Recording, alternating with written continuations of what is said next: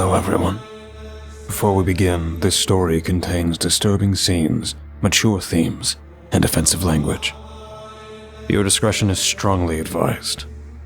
Now, let's delve into the dark together.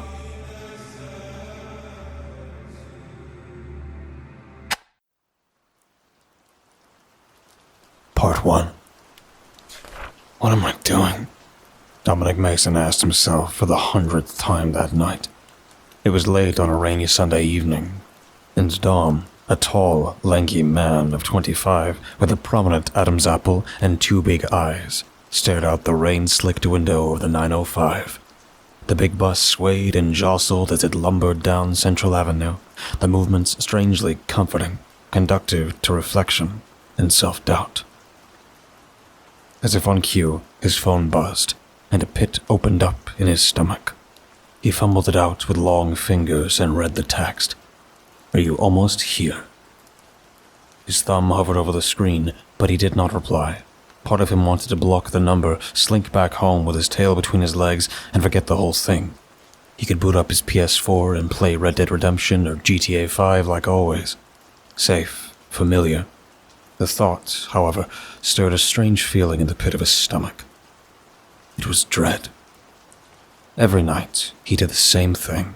He came home from work to his tiny prison cell apartment. He had a peanut butter and jelly sandwich. He played video games until it was time to go to bed. The worst part of the whole night was when he had to turn off the TV and saw his murky reflection in the screen. Plaid, scrawny, disgusting.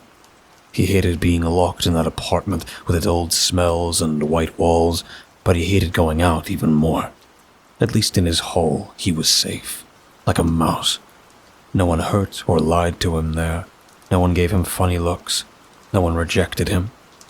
He was completely safe in his solitude, a wounded animal hiding in its den and licking its wounds.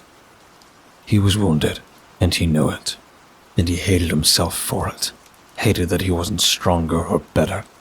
Hated that even though he tried so hard, everything he did fell apart. If it even came together in the first place, which it rarely did. The phone buzzed again.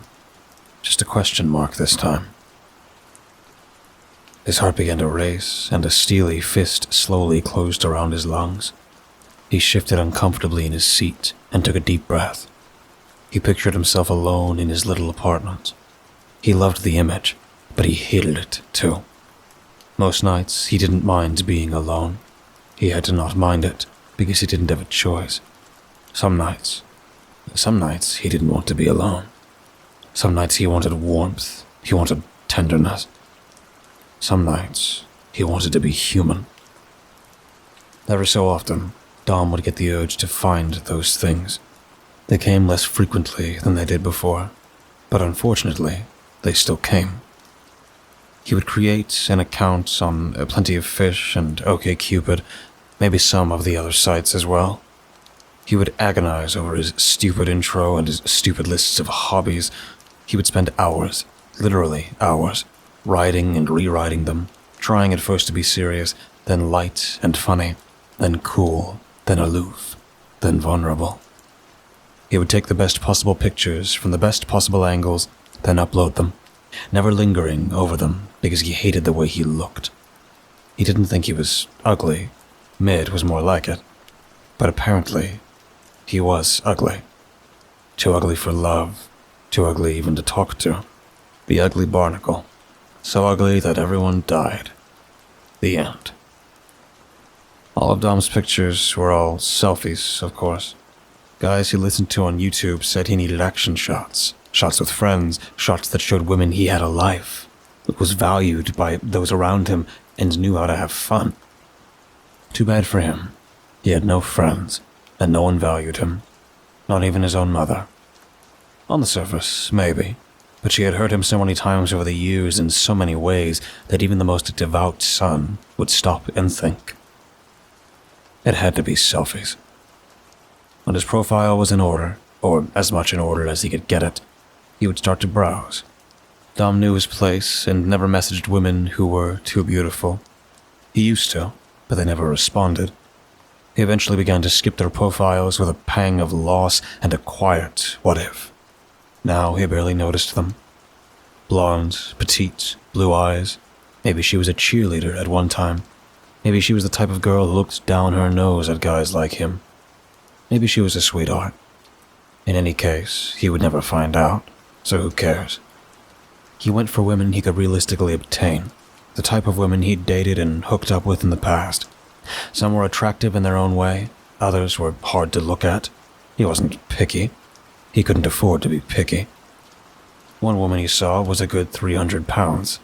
She was nice, and he liked her enough, but he lapsed into depression while they were dating, and he never messaged her back. Not that she made a huge effort to message him. Another was a pre-K teacher in her mid-30s, overweight, with a big nose, glasses, and a pale face when she wasn't wearing makeup.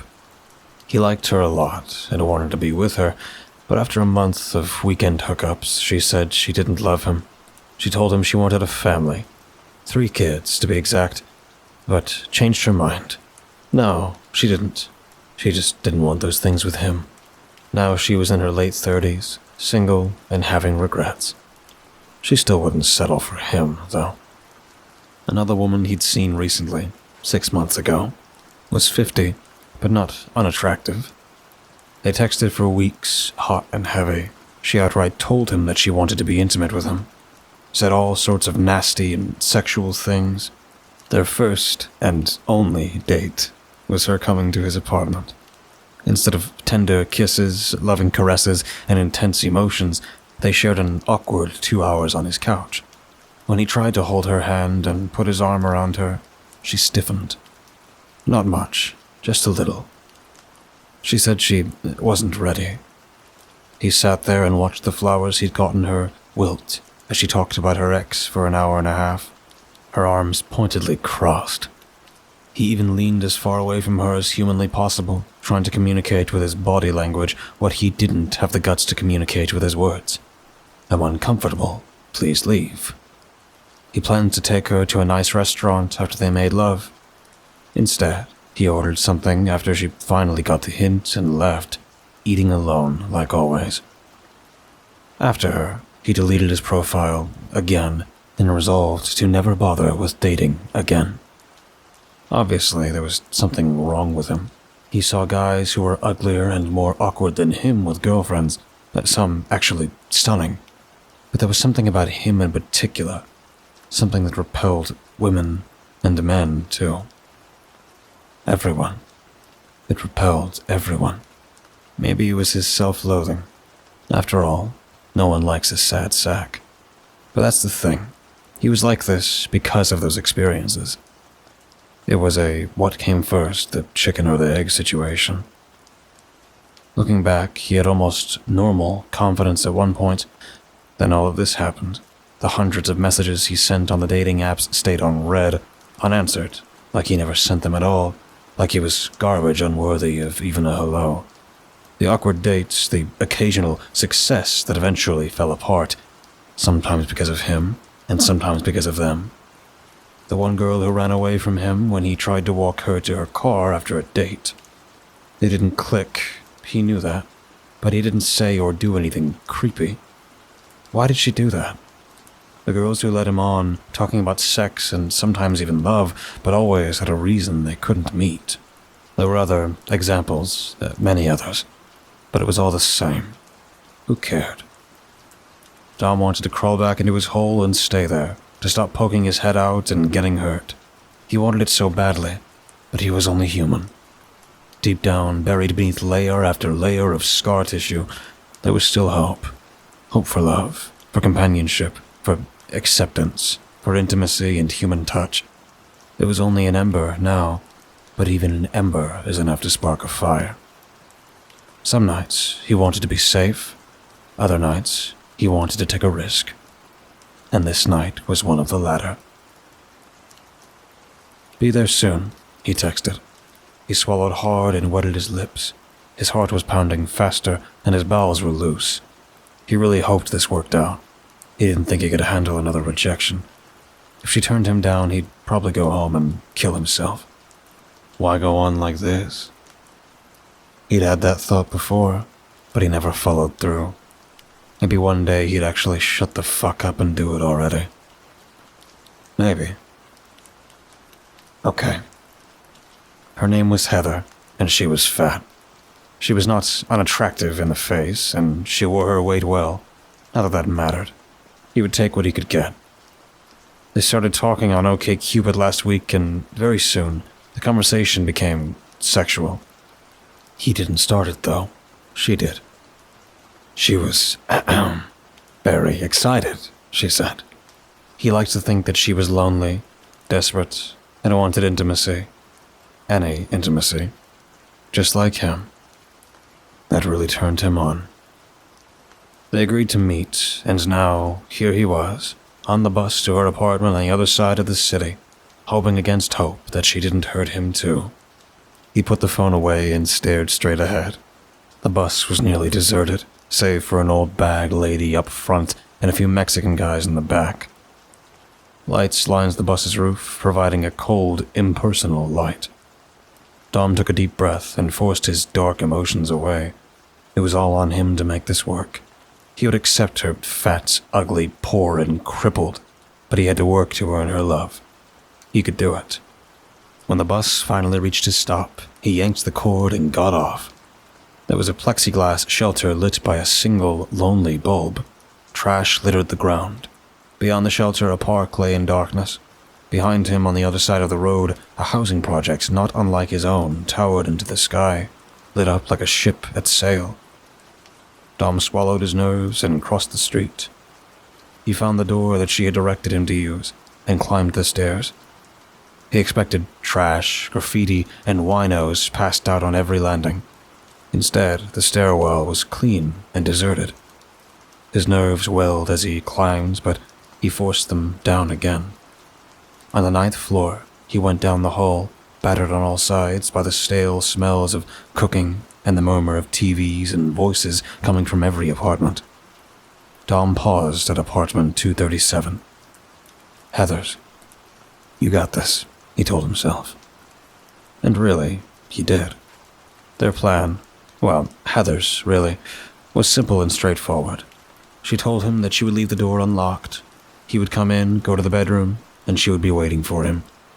She said it was a fantasy of hers. On some level, he knew all along that the whole setup sounded fishy. Was he being set up to get robbed? Would he walk in and get jumped by a bunch of Crips? He hesitated, but his need for love, and, yes, release, pushed him on. He opened the door. Inside, the apartment was small and messy, a living room to the right and a tiny kitchen to the left. The only light on was the one above the stove. Everything else was in shadows. Dom's heart skipped a beat. This didn't feel right. That thought was overpowered by the smell, a sickly, sweet odor that suddenly seemed to be everywhere. His stomach twisted, and he turned his head slightly to one side, as if to spare his nose. It smelled like something spoiled. A voice spoke from the darkness, startling him. I'm in here. It was light, airy, and cute. For the last time, Dom hesitated. Some primal sense told him to turn around and leave, but he wanted to be loved. Dom entered and shut the door behind him. The smell was stronger, the atmosphere darker. Ahead, he could barely make out an open doorway in the shadows. He crossed to it. The smell was overpowering here, and Dom felt like he was going to puke. Any desire he had felt was gone, replaced only by revulsion and claustrophobia. It was cold, he realized, so cold that his teeth chattered. Okay, fuck this. He started to turn around, intent on leaving, but a small white hand reached from the darkness. Icy fingertips brushed his cheek, and his heart blasted into his throat. Then, she was there. Her body pressed against his and her lips fused with his. The smell, the freezer chill, both stronger than ever. They were both coming from her. Her tongue hungrily lashed his own, and she pushed him against the wall. Her hands slipped under his shirt and pressed flat against his chest. They were so cold that he almost cried out. Dom wanted to push her away, to run, but he didn't. Instead, he froze up and allowed her to push him onto the bed. Was he too gutless to tell her no, the way he'd been too gutless to tell the woman who went on and on about her ex to shut up and leave? Did he secretly want to go through with this? He didn't care, and he didn't have time to figure it out. She was on top of him now, straddling him, his legs caged between her ample thighs. She grabbed his hands and pressed them into her bare breasts. They were as cold as the rest of her. She leaned down and kissed him again. He hadn't noticed it before, but her tongue was dry. Her mouth itself tasted strange, off. Heather broke from his lips and peppered kisses on his cheek and forehead, assaulting him with an intimacy that Dom no longer wanted. Through it all, she was as silent as a tomb. She wasn't panting or rasping with excitement. In fact, he didn't think she was even breathing. She brushed her lips along the exposed curve of his throat, and tingles of revulsion shot down his spine. She found his pulse and kissed it. Trembles of excitement raced through her body, and she started to lap his neck like a dog. Without warning, a fiery pinprick of pain exploded over him, and Heather began to shake and pant. Dom cried out and tried to fight her off, but she was too heavy, too much. With a tiny, mouse-like squeak, a sound of pitiable fear and resignation, Dom blacked out.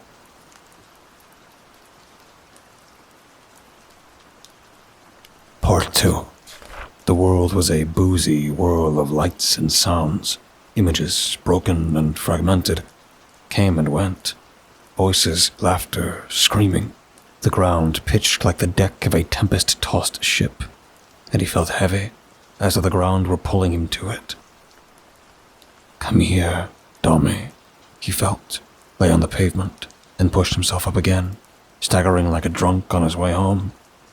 His head spun, his body ached, and things seemed blurry, like half-formed images glimpsed underwater. It was the light blue hour before dawn, and Dom was somewhere. He should have recognized the stores and street signs around him, but he didn't. His head felt like it was stuffed with cotton, and a sense of confusion gripped him so strongly that he was beginning to panic. Where was he? What happened? The world spun away again, and the next thing he knew, he was lying in a heap of garbage bags, used needles, and rubbish. He came awake with a jerk and sat up so fast that a bolt of pain jammed into his skull. He winced and pressed his hands to his forehead. He felt hot, clammy. Something was seriously wrong. Somehow he got to his feet again and started walking. The sun was up now, and the streets were filled with people. They all sneered in disgust as he passed, and he wrapped his arms around his chest like a baby comforting itself. He was getting cold. His muscles were sore, tears streamed down his face, and he wanted to cry. Going on instinct alone, Dom made his way back home and climbed the steps to his apartment. Exhaustion swept over him, and he sagged against the door as he dug into his pocket for the keys. They shook in his hand, and he had to focus really hard to get the key into the lock. Inside, he collapsed onto the ground, and his eyelids instantly drooped. He was so weary that he couldn't lift his head, couldn't form a single, coherent thought. Dom felt himself starting to sink, and snapped his eyes open with a start. Something in his soul told him that if he slept, he would die. He couldn't help it, though. He was falling, tumbling, hands reaching up from hell to grab him. His eyes fluttered closed again, and the world started to get dark, his heart slamming in fear. He tried to fight, but the pull of darkness was too strong, too alluring. Why was he fighting? Why not just give up? Hadn't he thought of killing himself before? Didn't he hate his life and himself? What was there to fight for? A wife, kids, a community that loved and respected him? Shit. Affordable groceries?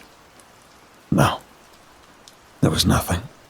He had nothing and was nothing. A sense of peace blossomed from the darkness. and suddenly, death didn't seem so scary. In fact, it was warm, inviting. It was life that was cold and hateful, not death. Death accepted you no matter who you were. It didn't reject you. It didn't ignore you. If you sought it, you would find it. And if you embraced it, it would embrace you. With that thought in mind, Dom gave up and died.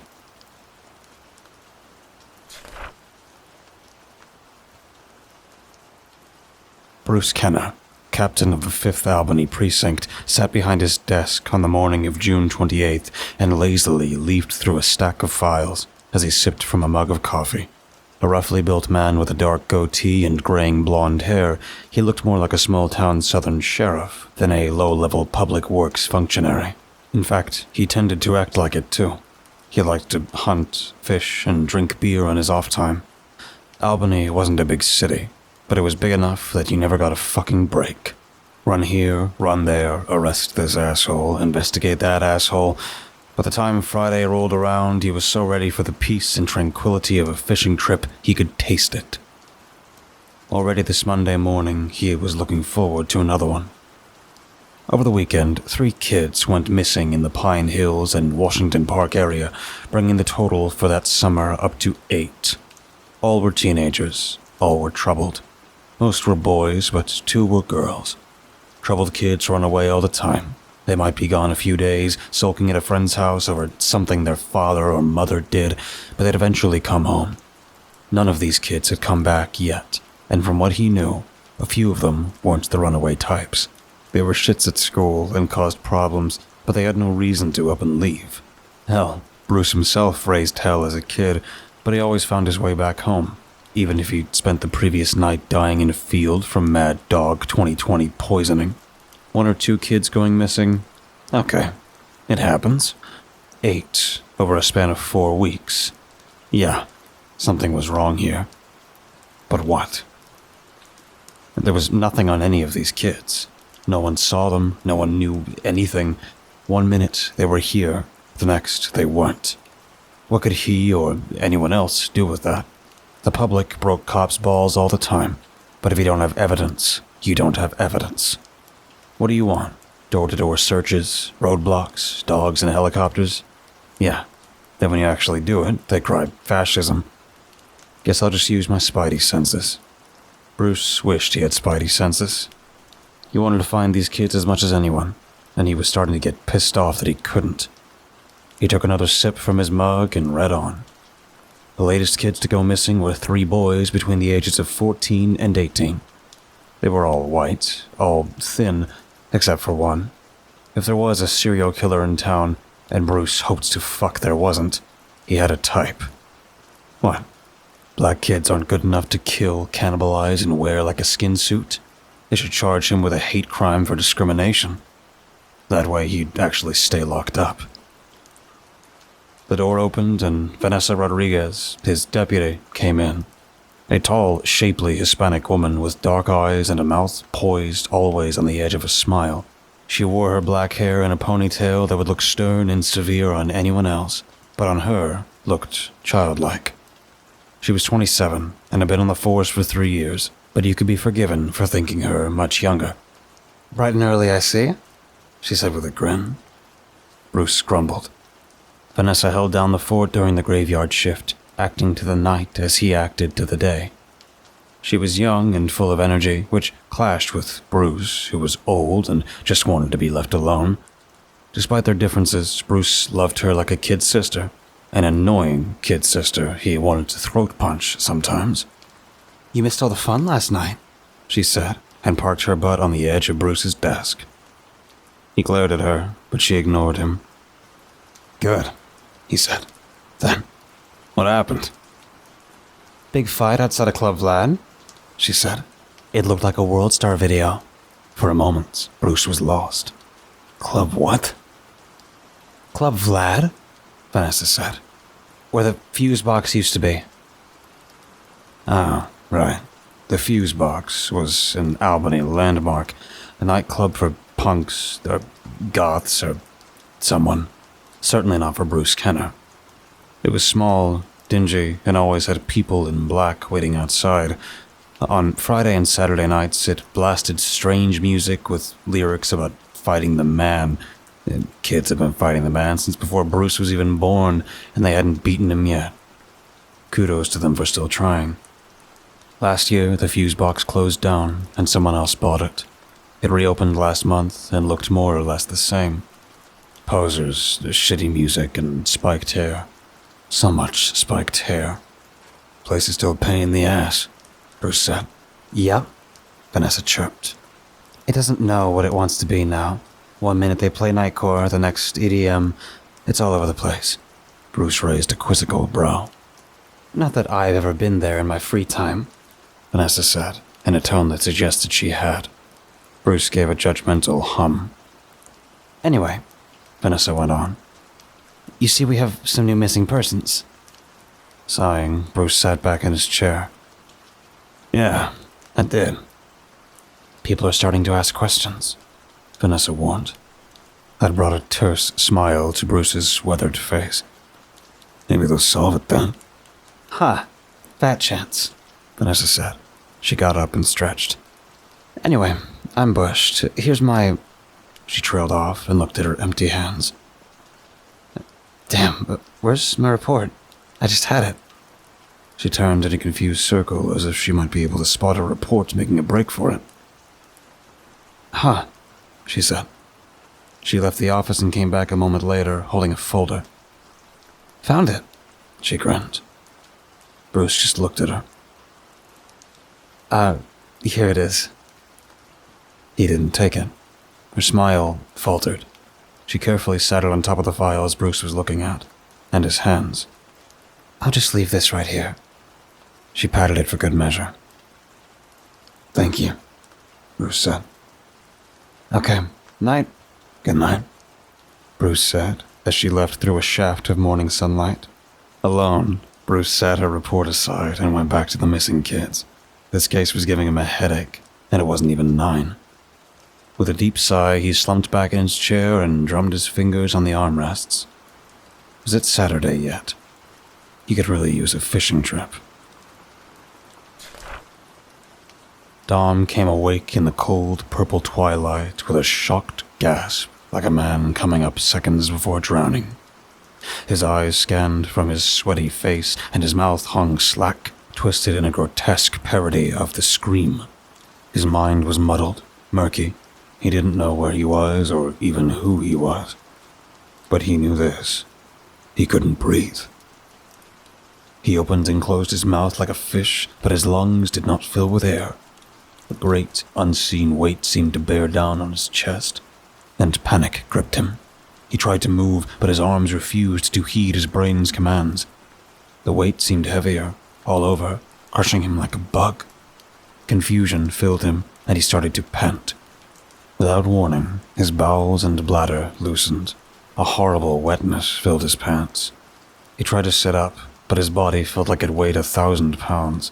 His chest rose and fell with the frantic labor of his breath, but his lungs remained inert. A cry of fear bubbled up inside of him, but escaped his mouth only as a breathy groan. A burst of adrenaline shot through him, and he tried to stand, but succeeded only in falling off of the couch instead, landing face first against the cold tile floor. He felt his nose crunch, but the pain was muted. Dom thought he lost consciousness after that, but wasn't sure. His next memory was of shivering so violently that his teeth clacked together.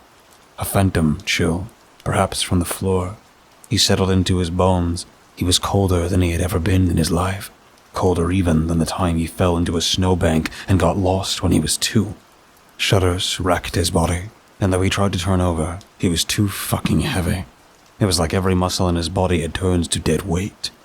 Fragmented thoughts swirled in his head, faint colors in the dark, but he couldn't put any of them together. With great effort, he managed to push himself slightly up, but a wave of lightheadedness crashed over him, and he lowered his head once more. He stopped trying and simply lay there. Shortly, his eyes began to burn, and he realized that he wasn't blinking. Jesus Christ, he wasn't blinking. For some strange reason that brought a fresh bout of panic. He started to hyperventilate, but his lungs still wouldn't work. He wasn't blinking, he wasn't breathing. What was happening to him? A whimper burst from his throat, and he started to cry. He must have cried himself to sleep, because he woke sometime later to the most intense headache he ever had. It felt like someone was eating his brain from the inside out. He was sore all over. He could feel his muscles twitching, as though 1,000 living things were burrowing through his body. A cramp shot down his right leg, and the toes of his left foot curled involuntarily. Slowly, his jaw clenched closed, and the muscles in his neck began to strain, then to burn. His panic turned to terror, and Dom wriggled across the floor like a worm, his limbs screaming in red agony and his brain filling with heat. He somehow wound up on his right side, and his arms curled slowly up to his chest, crossing at the wrists like a mummy.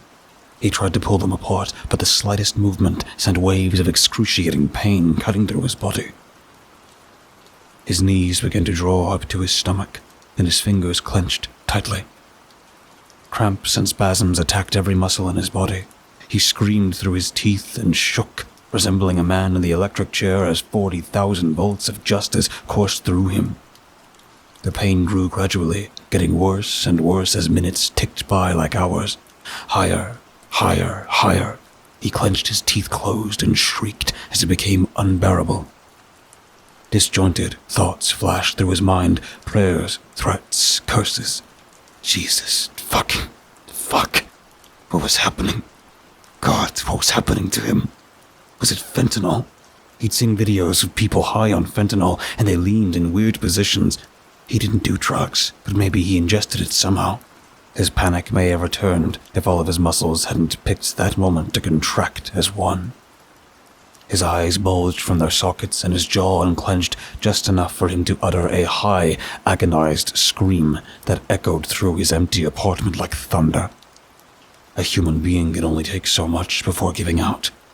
When the pain reached a crescendo and Dom mercifully sank into consciousness once more, the sun rose and cascaded through the apartment's sole window, falling over his huddled form. Slowly, it tracked across the sky before setting again. As the last rays disappeared behind the horizon, Dom's eyes opened.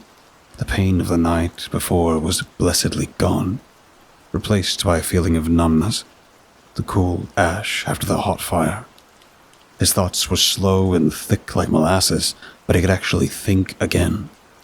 Nightmare memories flooded back to him, but he wasn't sure they were real. He was lying on his side, his arms wrapped around his chest as if for warmth, and his teeth lightly chattered against the icy chill. He was so cold that he didn't want to move, but he couldn't stay here forever. He needed help. He needed a shower.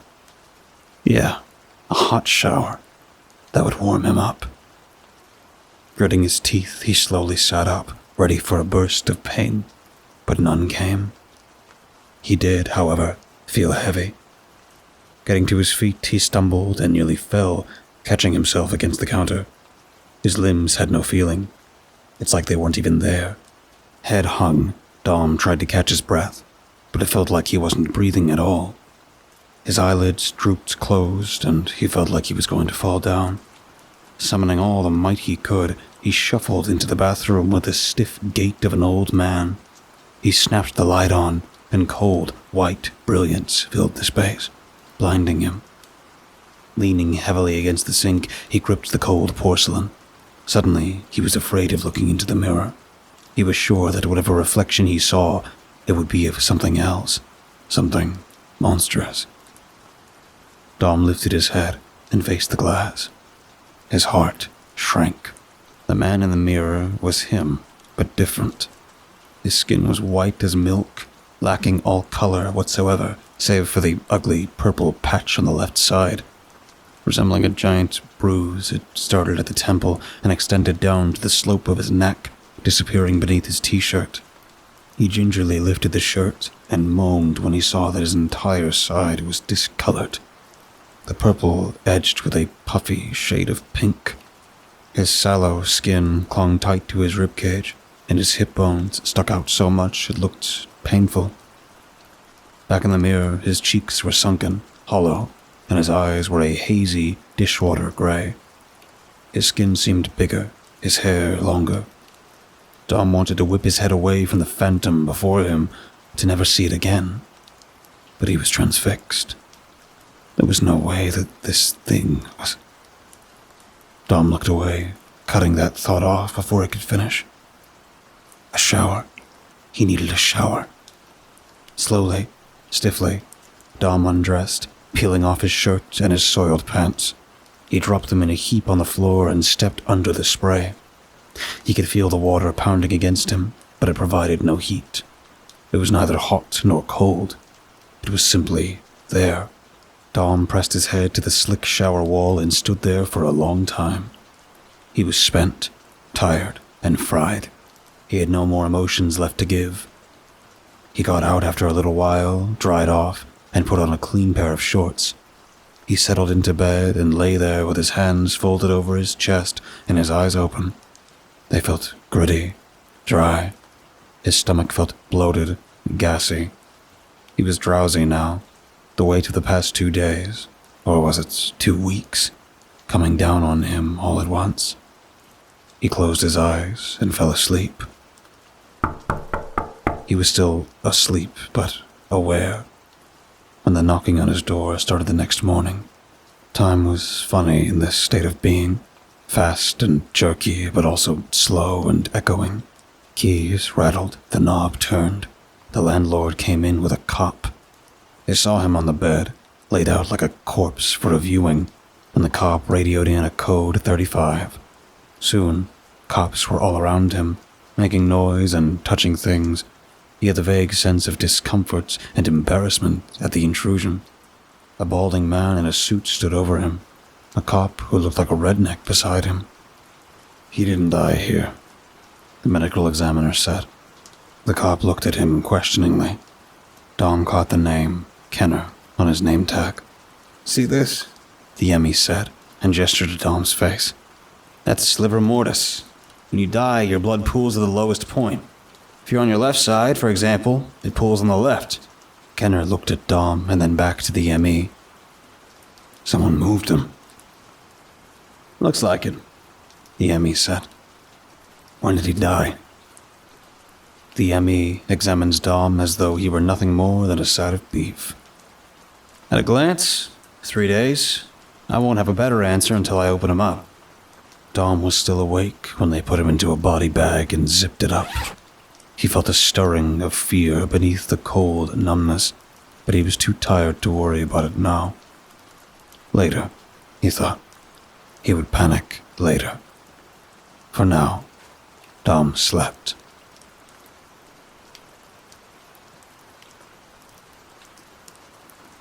Part 3. An hour after getting back from the Mason apartments, Bruce Kenner had the distinct misfortune of meeting Bertha Henderson, a plump, gaudy woman with wrinkles and sun-beaten skin only an alligator could love. Bertha Henderson wore bright red lipstick, bright red Rogue, and way too much mascara. Her tangled hair was a dull red color, and her clothes, pink pants and a white floral top, stretched tight across her bulbous frame.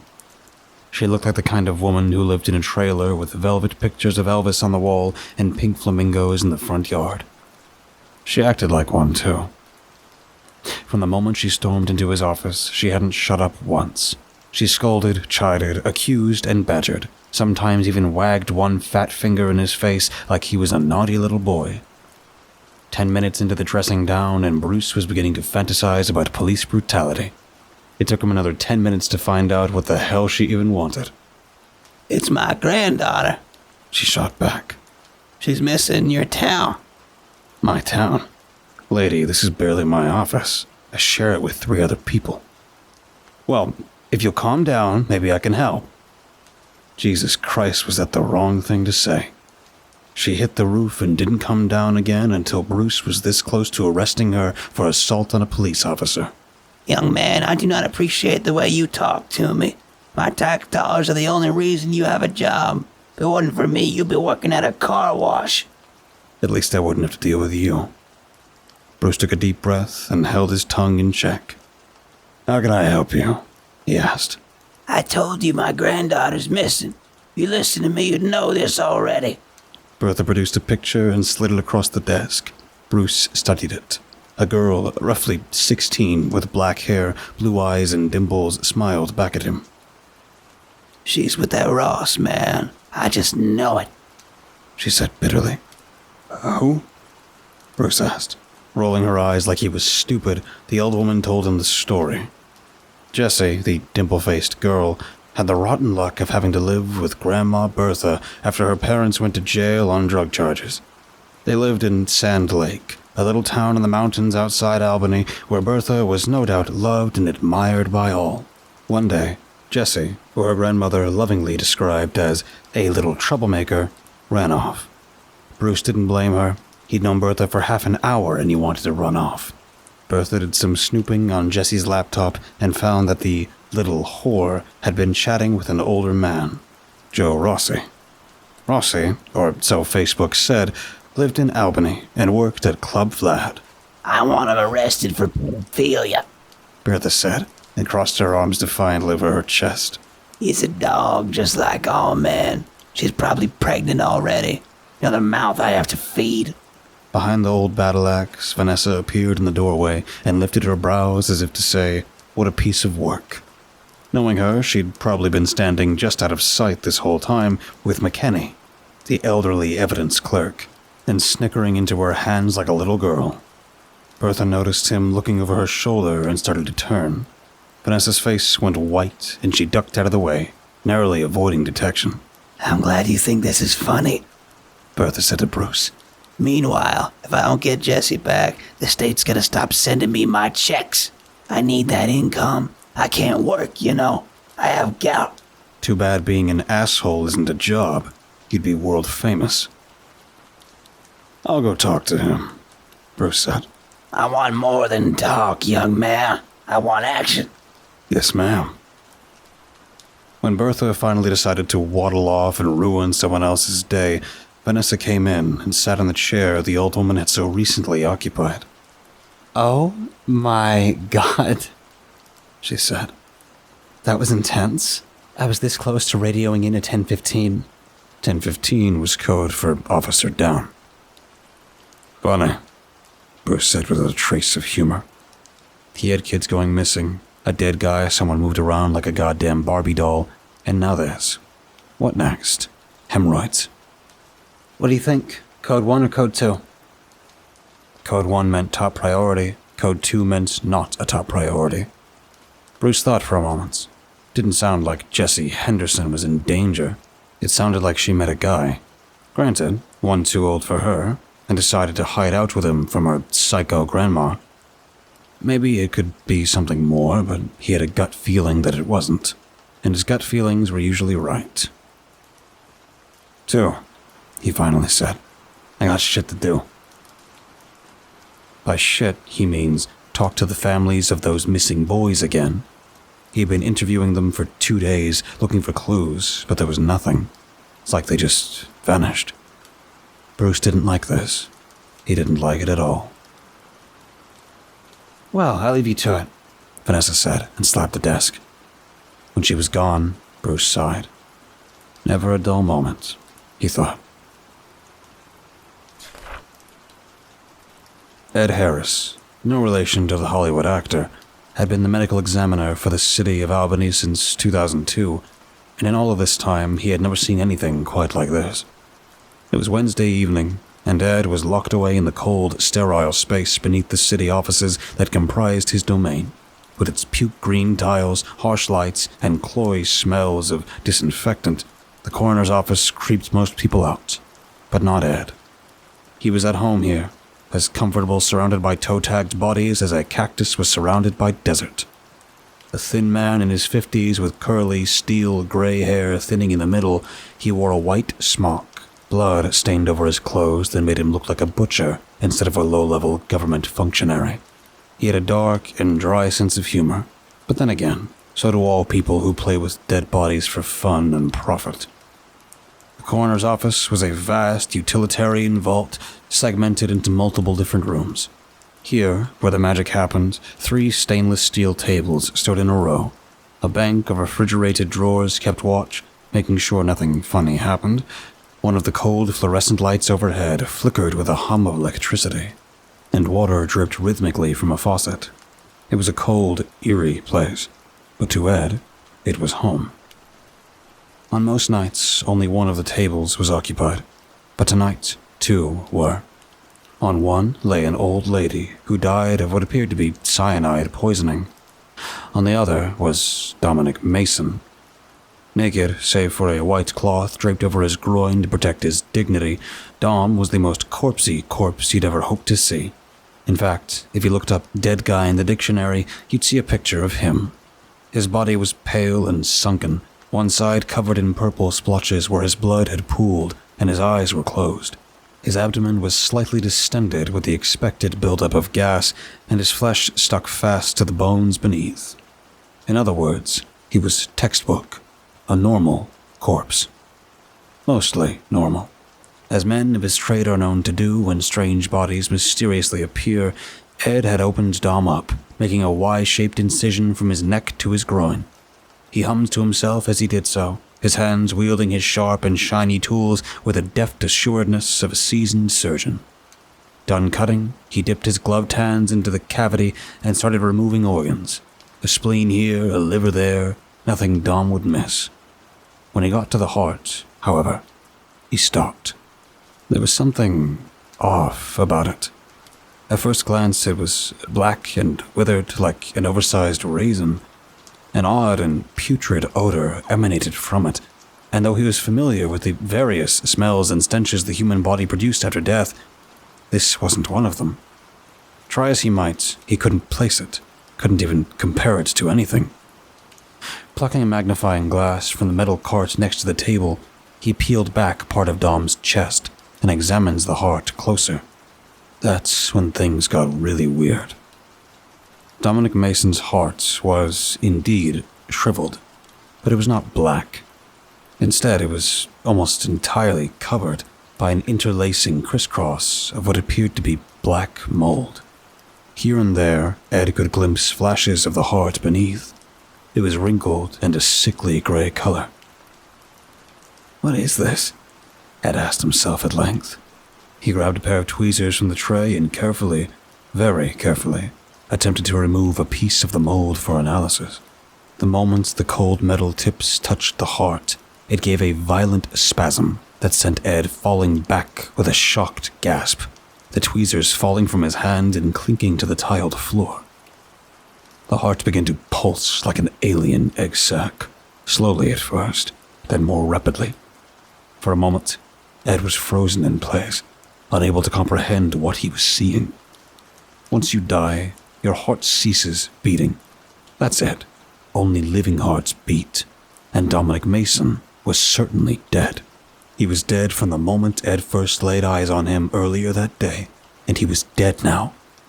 Yet there was his heart, beating away. It could be a muscle spasm. They usually aren't that violent and consistent, but dead bodies sometimes do strange things. As he watched the blackened muscle expanding and contracting, however, Ed had the most eerie feeling. He went to rub the back of his neck, realizing he was still wearing blood-soaked gloves, and stripped them off. He was spooking himself out. He needed a break and a hot cup of coffee. He'd come back fresh and start over again. With that mold. Could you really blame him for being creeped out? That stuff wasn't normal. He'd never seen anything like that before, not even in textbooks. Dom was scrawny and didn't get enough vitamins in life, but overall, he was healthy. That mold, or whatever it was, had no business being there. Going over to the coffee pot, which stood in the same room to save travel time, Ed grabbed a styrofoam cup. When he was done there, he planned to go home, and a terrible, metallic clatter rang out, and Ed jumped. He turned around, and when he saw Dominic Mason standing next to the table, hunched slightly over and staring at him, an electric burst of fright shot up his spine and exploded in his brain, so strong it made the edges turn gray. Pale hands hooked into talons, and the flaps of his chest hanging open to reveal the cavity beneath. Dominic Mason looked for all the world like a boy who'd been caught sneaking out to meet his girlfriend. A weak, involuntary, "Oh God," slipped from Ed's trembling lips, and the spell was broken. Dom came alive and ran toward the door leading out to the parking lot. He slammed through it, and the sound of it crashing open and then falling closed again echoed through the empty chamber. Shaking, panting for air, and soaked in piss, Ed sank to the floor in a sitting position, his eyes wide and staring like those of a soldier returning damaged from the front. It was a long time before he composed himself enough to call the police. Dazed and caught in a nightmarish twilight realm where nothing made sense, Dominic Mason limped painfully down the sidewalk, a stranger lost in a strange land filled with danger and hostile creatures. Barefoot and shrouded in a white sheet, he trembled with cold and struggled to ignore the dark, threatening shapes looming from the fog in his brain, shapes that would turn to unspeakable truths if he let them. Passers-by openly stared at him, their expressions either morbidly curious, disgusted, or alarmed. A man put his arm protectively around his girlfriend, a woman pulled her little boy to her breast, and another man sneered at him, his nose crinkled. Dom, his glazed eyes narrowed against the harsh glare of the many street lamps, headlights, and storefronts, lumbered headlong toward nowhere, his fear growing until he was shambling. He imagined he could hear every cough, every whisper, smell the odor of every unwashed body. Each car horn was deafening. Every whiff of ass or armpits sent his stomach churning. The rustle of a passing pedestrian's jacket jammed into his ears like ice picks, and the approaching globes of LED headlamps burned his eyes. He gritted his teeth and groaned against the pain. The dense mist wrapping his brain made it hard to think. Like a frightened animal, he made his way on instinct alone. Home. He needed to get home. Out here, on the street, he was exposed. At home, locked away in his small apartment, he would be safe. A car passed in the streets, bass-heavy rap music blaring from its open windows, and Dom's brain exploded with agony. He threw himself against a street sign and held on for dear life, his legs weak. Dizziness overwhelmed him, and he almost went down. It was also cold. So cold. People around him quickened their step. They never took their eyes off him, as though he were a venomous snake that would strike at any moment. He needed to get away from them. They were going to hurt him. People always hurt him. Pushing away from the sign, he began to hobble once more toward home, wherever home was. He looked over his shoulder several times as he made his way down Central Avenue, and each time he saw that no one was following him as he had feared. No one, that is, except for the man in glasses. Tall and lanky, with curly hair, he wore dark aviators and a leather motorcycle jacket over a button-up shirt. His hands were thrust deep into his pockets, and his face showed no expression. He was always there, always a few steps closer. Outside Capital Fried Chicken, a group of people openly stared at him. He heard their whispers as he passed. What's wrong with him? Dude straight tweaking. And the one that struck him the most? That guy looks dead. Dom hobbled faster, as if to outrun the realization that he was, in fact, dead. The man in sunglasses was closer now, his footsteps so loud that Dom winced. He turned around, and the man was impossibly in front of him. Dom ran into him and bounced backward, going ass over tea kettle and landing on the former. They were in front of a church on a darkened corner. The lights here either burned out or shot out. You could never tell in Albany. Even though it was dark, Dom could see everything with crystal clarity. Dom tried to scurry away, but he was too weak to escape. Right there and then, he decided to give up. Come what may, he just wanted this nightmare to be over. The man stared down at him, emotionless, unspeaking. Dom squirmed. "You're real lucky I came along," the man said. His tone was flat, even, dead. "Get up," he said. "I'll take you home." Home. Yes. Dom wanted to go home. The man helped him up, and Dom followed him into the night. Bruce Kenner stood in the middle of the medical examiner's office at 9:30 that evening with his hands on his hips and stared doubtfully down at Ed Harris. The lonely cavern was alive with activity as cops went over everything. All of them looked either bemused or amused. Bruce was neither. He'd been at home, sitting in his chair and having a beer in front of AEW Dynamite when Vanessa called. "You might want to get down here," she said, sounding confused. "Something really strange is going on." Ed Harris, no relation to that one guy, sat in a straight-back chair beside his cluttered desk and gripped a styrofoam cup of coffee in both hands, putting Bruce, for some reason, in mind of a monkey. When Bruce came in, the old man was white as a sheet and shook like a leaf. In the last half hour, little had changed. "Tell me again," Bruce said.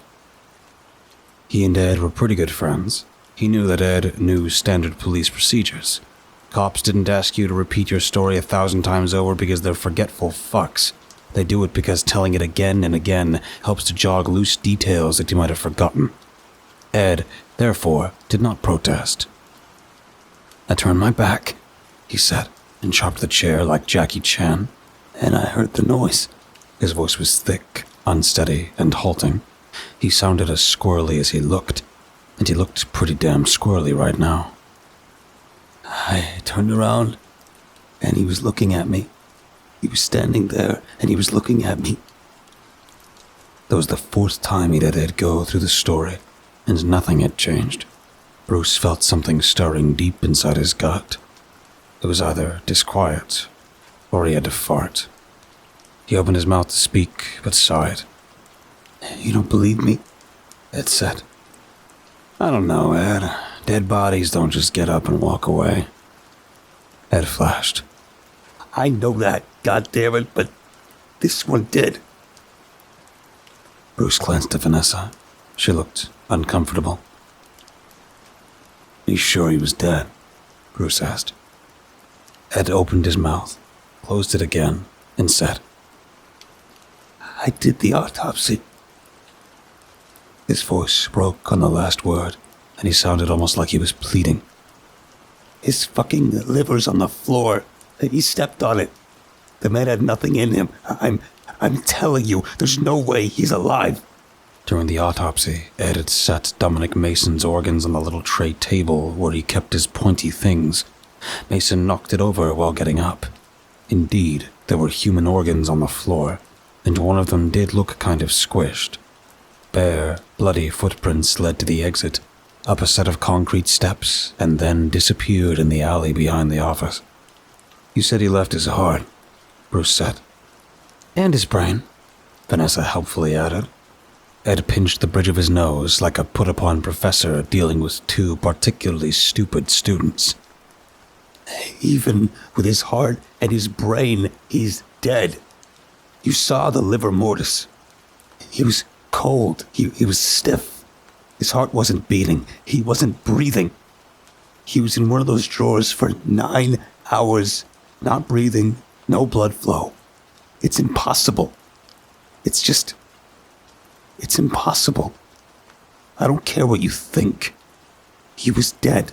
And even if somehow he wasn't, I cut out almost everything. I opened his stomach. I took his spleen. You don't just get up from that. You don't walk away from that, much less run." Bruce chewed the inside of his bottom lip because he didn't have a Twix. He didn't look like the smartest man in the world, and he wasn't.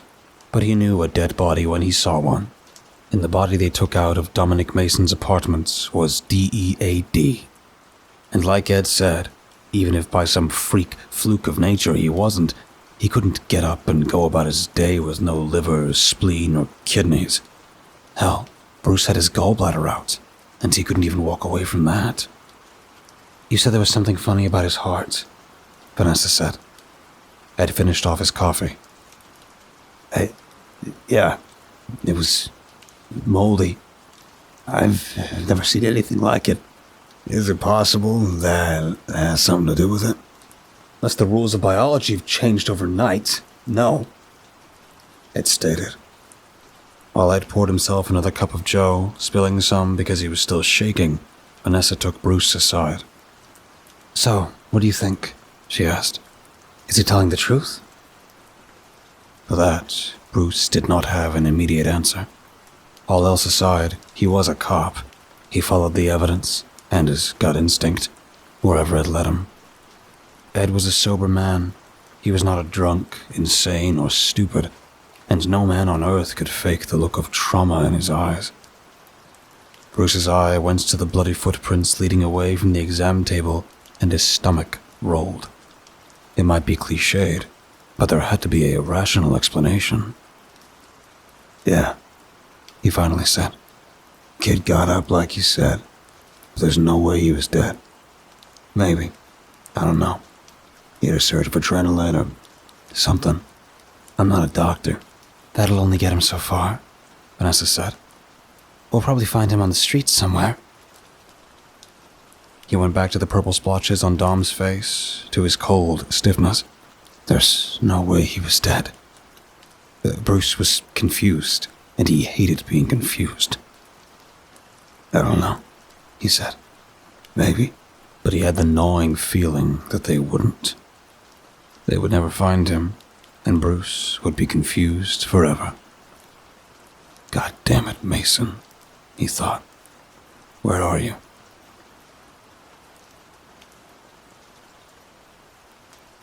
Part 4. Club Vlad sat near the confluence of Central Avenue and Washington Avenue, Albany's two main thoroughfares.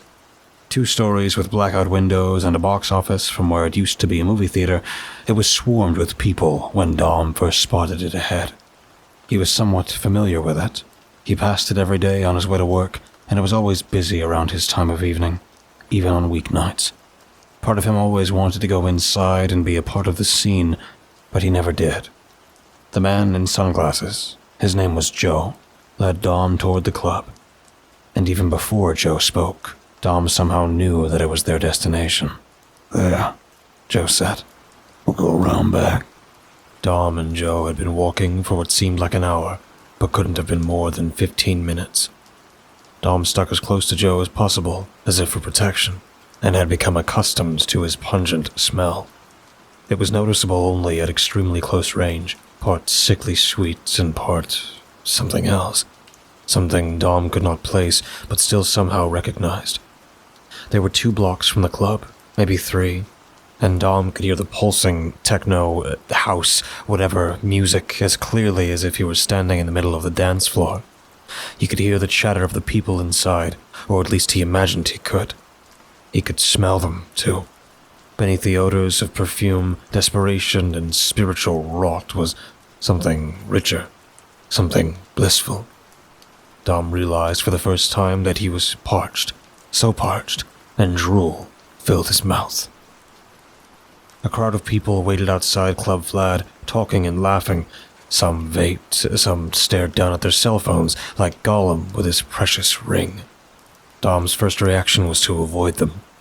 Perhaps sensing this, or perhaps feeling it himself, Joe ducked into an alleyway 2 doors down from the club. We'll go in the back. Joe explained. The back entrance to Club Vlad was a single door underneath a bare bulb. The music was so loud that Dom's head began to throb. Inside, a dark hallway terminated in an archway filled with throbbing white light. Dread filled Dom as they approached it.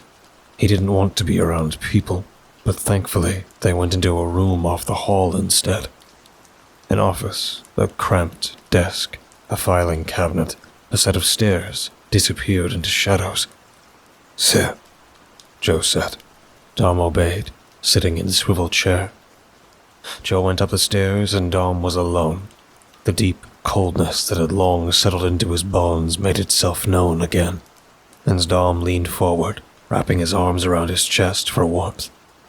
The muffled music vibrated in his skull, setting his teeth on edge, and the various smells wafting in from the main room assaulted his senses. He was alternately repulsed and aroused by the crashing din of scents.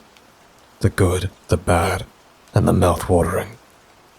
A sharp pain cut through his stomach like the killing edge of a knife, and Dom hugged himself tighter.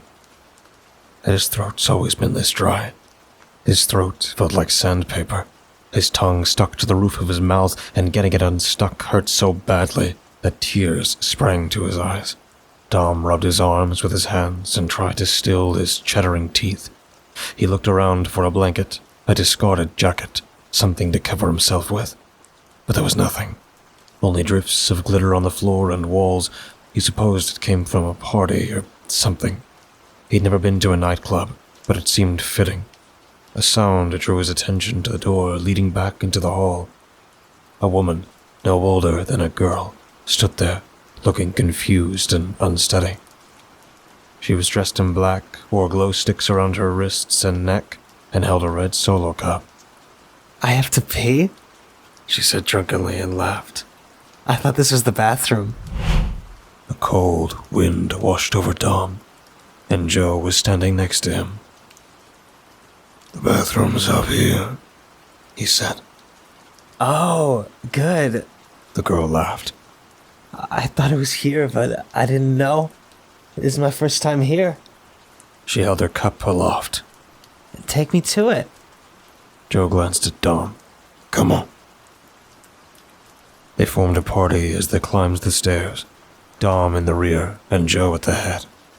The girl stumbled and held onto the railing, talking incessantly. Her voice hurt Dom's head, but the hot smell wafting from her was intoxicating. Drool coursed down his chin, and his breathing came in short, hot bursts. Another sharp pain rent his stomach, and he winced. At the top of the stairs, where the lights were cold and white, a woman in black stood by a doorway, her back ramrod straight and her eyes vacant. Her face was gaunt, her white flesh pulled tight across her skull. She wore a black dress, and her black hair long and straight. Dom only caught a glance at her before looking away again. She looked like a ghost. "Show her the bathroom," Joe said. The woman's eyes slowly, ponderless, went from Joe to the drunk girl. Her expression, like Joe's, was dead. She had no expression. "This way." She and the drunk girl disappeared down the hall, and Joe led Dom into a room. Though it was pitch black, Dom could still see. Not very well, but he could see. Suddenly, a blinding white light flicked on in front of him, causing him to stop and fall back a step. Ahead, through an archway, sat a vaulted chamber, at the center of which sat a man. To Dom's light, dazzled eyes, he seemed a proud king perched upon a throne. The skulls of his many enemies piled around him. Dom blinked and turned his head slightly to the side. His eyes began to adjust, and the world came into focus. The man was not, as it had first seemed, sitting on the throne. Instead, he was ensconced in a motorized wheelchair. The piles of skulls were actually various pieces of machinery, the kind you'd find in a hospital room. A clear tube extended from one of them to the side of the man's neck. Yellow liquid flowed from the machine and into the man. Another tube, this one in the other side of his neck, filtered out a mixture of what looked like yellow pus and black sludge. An infected malodor filled the air, and the machines whirred softly as they worked. As for the man himself, his appearance was normal at first glance, dressed in a flowing red velvet robe, a blue and green blanket with a plaid pattern draped over his shoulders. He was portly, about 50, and had shoulder-length grayish hair, with a bald spot in the middle. If the local theater put on a production of Hamilton, they could cast a worse Ben Franklin than him. On closer inspection, he was not normal at all. His complexion was yellow and waxy, like a statue, and his body was lumpy, misshapen, resembling an overfilled trash bag stuffed with cotton. His eyes were sick and yellow, and something about his posture seemed off. It didn't make sense, but the only thing Dom could think was, he looks impossible. Joe stopped at the edge of the shadows, where the line between light and darkness lay. He seems to stand up a little straighter, a general greeting his king. Here he is, Joe said. The man squinted slightly against the glare of the lights and motioned with one gnarled hand. Step into the light, he said. His voice was soft and kind, that of a senile, though loving grandmother. Dom imagined he felt a pull toward the man. He did as was bidden, wincing as the light stung his eyes. For a moment, the man stared at him, his waxen features frozen fast as stone. Then, a subtle look of compassion flickered across his face. Dom did not believe in God, but he suddenly felt like a man standing before God. His every thought, feeling, and transgression laid bare. He had never felt so naked in his life, so exposed. He had the sense that the man before him could see everything, knew everything.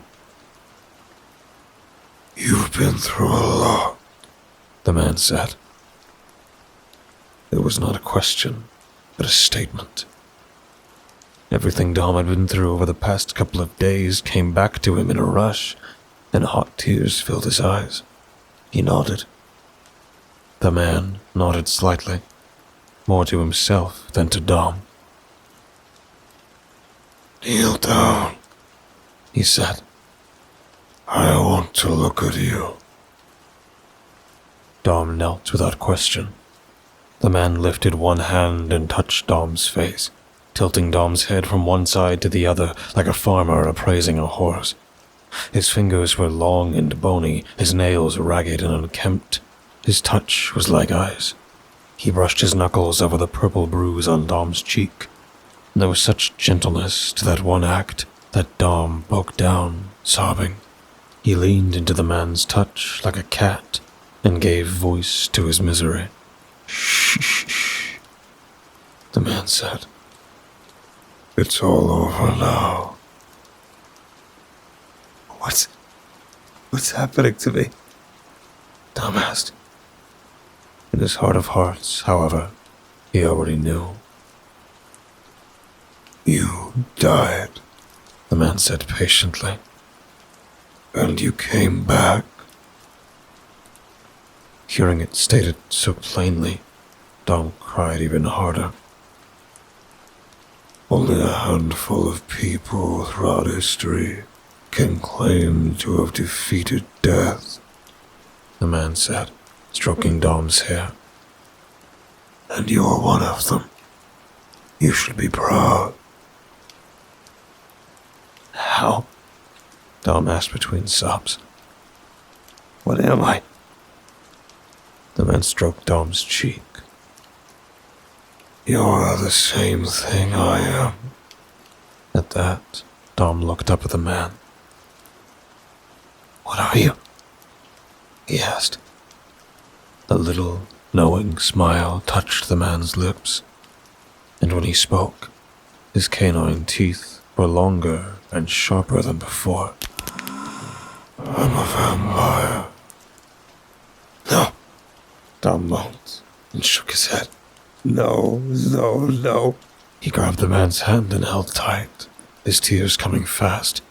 He trembled like a frightened animal, then squeezed his eyes closed, as if by doing so, he could escape the hell his life had become. But there was no escape. You have a lot of questions, the man said, monologuing now rather than speaking directly to Dom. I had the same questions when I was your age. I have spent the last 42 years of my life trying to answer them. But every answer I find leads me to still more questions. There's one thing I'm certain of, though. Dom blinked the tears from his eyes. The last of them had been squeezed from his dead tear ducts, and he had no more to give. He simply stared into space, trying to come to grips with his situation. There is freedom in death, The man said. Death is easy. It's simple. Once it's over, you feel no pain, no sadness, no grief. It's living that's hard. As he spoke, he brushed his long nails across Dom's scalp. It was a soothing feeling and served to calm him. People have so many troubles. A note of revulsion crept into his voice. So many needs, so many desires. People are complex, but we are not. We are easy to please. A vampire wants only two things: a little blood and one more night. The combination of his touch and his voice had pacified Dom to the point of almost tranquility. I'm scared, Dom heard himself mumble. Nodding almost reluctantly, the man said, Fear is one of the only emotions a vampire can't escape. Everything feels fear. Do you want to know a secret? Dom nodded. I'm afraid too. The man confessed. I'm afraid of death. Well, death, as it were. I'm terrified that my body will rot away and leave me a pile of bones somewhere, unable to move, but still aware. A shudder went through Dom. As I'm sure you've seen yourself, the movies, right? We rot, just like any other dead thing.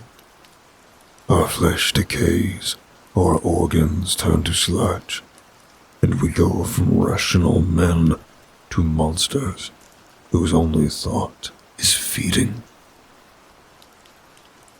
Now it was his turn to shiver. But you're not like that, Dom said. The man smiled. I'm lucky, I guess. A thin, yellow fluid began to drip from his nostrils. He did not seem to notice. What is your name?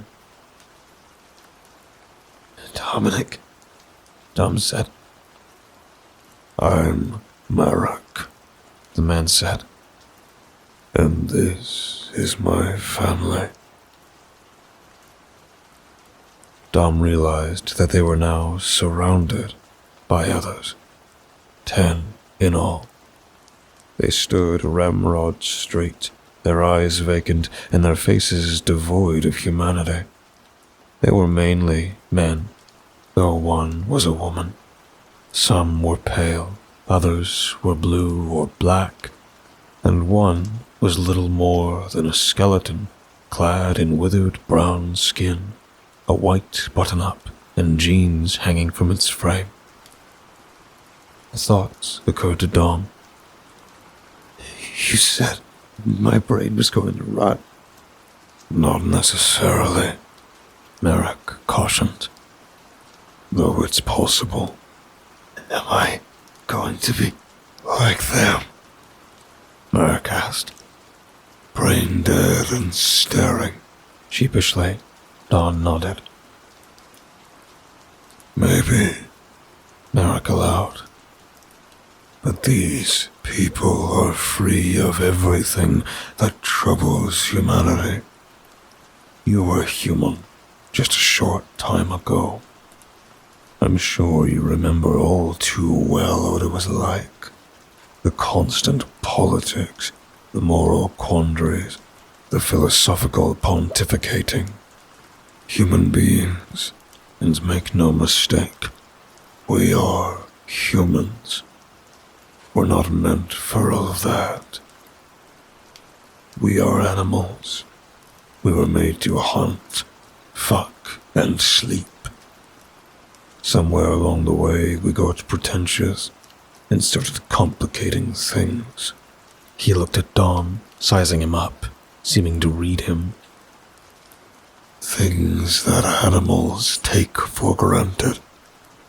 People work their entire lives to achieve. If an animal wants to fornicate, it fornicates. If a man wants to fornicate, he needs to be tall, handsome, rich, funny, progressive when it suits women, but traditional when it doesn't. If a man wants a home, he has to work 30 years for it. An animal has only to dig a hole in the ground. Every word struck a chord with Dom, because every word was true. Unfortunately, the living won't allow us to live that freely, so we have to hide. These people here, my children, need a guiding hand, a protector, someone who can lead them. And I, an old man, need help. Here, he smiled playfully and patted his bulging stomach. My body is mostly sawdust and cotton balls at this point, so I can't do much. I share my wisdom and my knowledge with them, and they take care of me. Why haven't you rotted? Dom asked. Embalming fluid, Merrick said. Blood doesn't sustain you. Embalming fluid does. He smiled at Dom. It can sustain you as well, if you'll stay with us.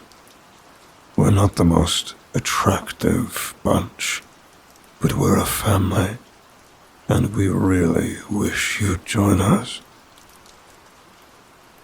A family. Dom's parents had broken up, and he lived with his mother. He had never had a family before, and had always wanted one. A real one, like in the movies. Even as a grown man, he sought the love, acceptance, and belonging that a family brings. He sought it in the wrong ways. But that, and not sex, not romantic love, is what he had really wanted all along. This is what he had wanted all along. I want to, Dom said. Working quickly, Merrick slashed his wrist open with his thumbnail. An ugly mixture of stale blood siphoned from someone else, and embalming fluid leaked out. If you choose to drink, my blood will be in you. You will be my son, and I will be your father. You will obey me as your father. You will do whatever is asked of you for this family, as this family will do for you. You will not reveal the secrets of this family to anyone outside of it. You will protect this family from all threats, both inside and out. Do you accept? He held his bleeding wrist out to Dom. Dom did not question, nor did he hesitate.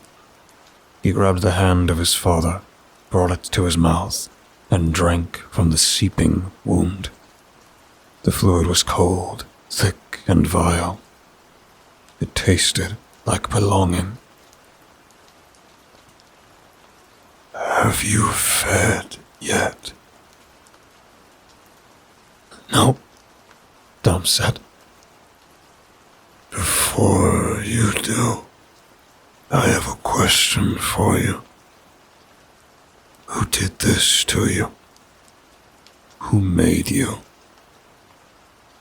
Dom thought. Everything was hazy. Was it someone in this room? Merrick asked. Dom shook his head. Her name is... He racked his brain. Heather. Merrick nodded. So there's another one out there. He looked at Joe. Did you turn her? Yes, Joe said. Merrick looked annoyed. I've told you not to go out and feed on your own. You have no self-control. You drink too much and create others, which creates headaches for the family. Tomorrow night, I want you and Dom to find her and bring her here. Okay? Joe said. Merrick looked over Dom's shoulder. Jess, can you come here? The black-haired woman from earlier came out of the shadows, the drunk girl with her, arms tied behind her back. The girl looked dazed. Max, Merrick said to the skeletal corpse thing. Help her. Max, Jesse, and another vampire named Matt tied chains around the girl's ankles and hoisted her aloft via a pulley system. Upside down, she swung back and forth. Merrick instructed the others to leave the room. Max, he said. On his way out, the corpse thing produced a knife and dragged it across the girl's throat, slicing her skin. Blood spurted out. Max leaned in to taste it, but Merrick shooed him away. When he and Dom were alone, Merrick told Dom, "Go to her." But Dom was already on his feet, his eyes transfixed by the crimson life flowing from her pumping throat. The hot, rich smell filled his nostrils and tantalized his senses. Saliva filled his mouth, and his stomach panged with hunger. Some small, human part of his decaying brain screamed at him to stop, but he did not listen to it. He had been human for almost 30 years, and he had been miserable. Now, in this chamber of the undead, he gave himself over to his dark thirst. Like a man in a dream, he shuffled to her, inhaled the sweet scent of her blood, and shivered. He was so lost in lust that he hardly noticed the strange, cumbersome feeling of his distending fangs. Drink, Merrick said. Opening his mouth wide, Dom sank his teeth into the girl's neck. Her blood filled his mouth and splashed down his throat. Warmth thawed the ice in his marrow and spread through him. His dead heart began to flutter, then pound. His knees shook, his body trembled, and his mind rolled away on a tide of ecstasy. As it was his first meal, he couldn't drink much. Before long, his stomach was hard and distended, and his body burned with fire. He collapsed to a heap on the floor and twitched as random nerve endings, stimulated by the blood, began to misfire. He felt full, warm, and drunk. He closed his eyes and let himself drink. Dominic Mason had died. And this was heaven. With all that was happening in the city of Albany, the last thing Bruce Kenner needed on Thursday morning was a visit from Bertha the bitch. But that's exactly what he got. She flew into his office like she owns the place, and instantly started in on him. Young man this, and have you talked to Joe Rossi that? He'd think she was his boss. And if she were his boss, he'd quit and find another line of work. He heard McDonald's was hiring. Bruce almost snapped at her. He'd been out most of last night riding around Albany and looking for Dominic Mason. He and Vanessa expected him to drop dead somewhere close to the medical examiner's office, but if he had, he'd done so in a super-secret location. "I've been busy," Bruce said, "but I'm going to go by your place of work today." Tired and still confused over that bullshit from last night, he had no energy to argue with the old crone. He could spare a few minutes to talk to Joe Rossi, he figured. He assumed that Jessie was safe, but he owed it to her to check. If he found the girl, he'd take her back to her grandmother. Sorry, kid, really? And try to avoid arresting the guy. Unless he came off as a creep, then he'd bust his ass. See, people assumed that an older guy with a younger girlfriend was some master manipulator hell-bent on evil deeds. Sometimes they were, but hell, his grandparents married when his grandpa was 21 and his grandma was 16. They were married for 55 years and loved each other to the end. Maybe he was innocent, maybe not. It wasn't his job to judge either way. Just give me the girl so I can get the grandma off my back and no one gets hurt. It's about time you started doing your job, Bertha said. I heard on the police scanner last night that you people lost a body. What kind of town is this? The coroner's a drunk who makes up stories about bodies walking around. He probably sold it to black people. Bruce couldn't help it. He snorted laughter. Now, what would black people want with a dead body? Probably to use it as a prop in one of their rap videos. Bruce didn't know much about music videos, but he was pretty sure that the people who made them didn't like the smell of corpses any more than the rest of us. I'll be sure to round up all the local rappers for questioning. Is there anything else I can help you with? Luckily for him, there was not, and Bertha left shortly thereafter. Alone and able to hear himself think, Bruce sat back in his chair and went over his mental checklist for the day. First order of business, go to Club Vlad. Second, find Dominic Mason. There were others, but that was the most important. He wanted the body found so someone could get to work explaining this whole weird thing. There had to be an explanation. The thought that there wasn't, that a dead guy literally rose from the grave and disappeared into the night, deeply disturbed Bruce. And the more this whole thing remained ongoing, the more disturbed he would become. Needing some fresh air, he decided to hit up Club Vlad. Once the day was hot and sunny, waves of heat shimmered from the pavement, and not a single breath of air stirred in the whole world. Bruce slipped on a pair of sunglasses and drove over to Club Vlad. It occurred to him that the place might be closed during the day. It was the only place Joe Rossi was associated with. His address in the computer system was Glen Falls, far to the north. The messages he sent Jesse indicated that he lived on site at Club Vlad. The build, wedged between a cornerstone and a check-cashing place, was as grimy and dumpy looking as it had always been. The front windows were blacked out and covered with posters and flyers for punk concerts, house bands, and far-left political organizations. The Albany Social Justice Center, something called Bash the Fash 2025, and Bruce's favorite, ACAB. He caught some kid spraying that on the side of the police station once, and under extreme police torture, i.e. a good tongue lashing, the kid told him it meant all cops are barnacle heads. Bruce shot the kid on the spot and planted a gun on him. How's that for barnacle head? Calm down, he didn't really do that. He made him clean the graffiti off with a toothbrush. He was out there for hours. The sidewalk in front of the former theater was nearly empty. The box office was abandoned. There was no open sign. But then again, there was no closed sign either. He parked his cruiser at the curb, killed the engine, and got out, sweat instantly springing to his brow. To his surprise, the door opened. Inside, a couple steps led down to a dance floor. A bar lines the wall to his right, and a couple more sets led up to a railed platform filled with tables. Above, a huge balcony looked down on him. A giant disco ball hung from the ceiling like a pair of glittery nuts, and there were cages here and there. Presumably where girls danced go-go style. Oh yeah, nothing hotter than a woman behind bars. Why do you think Bruce became a cop in the first place? Speaking of glittering nuts, there was glitter everywhere. On the floor, on the tables, on the bar, it twinkled like flecks of diamond and swirled around your feet when you walked. Bruce imagined big buckets of the stuff raining down on the dance floor at midnight, and he shuddered.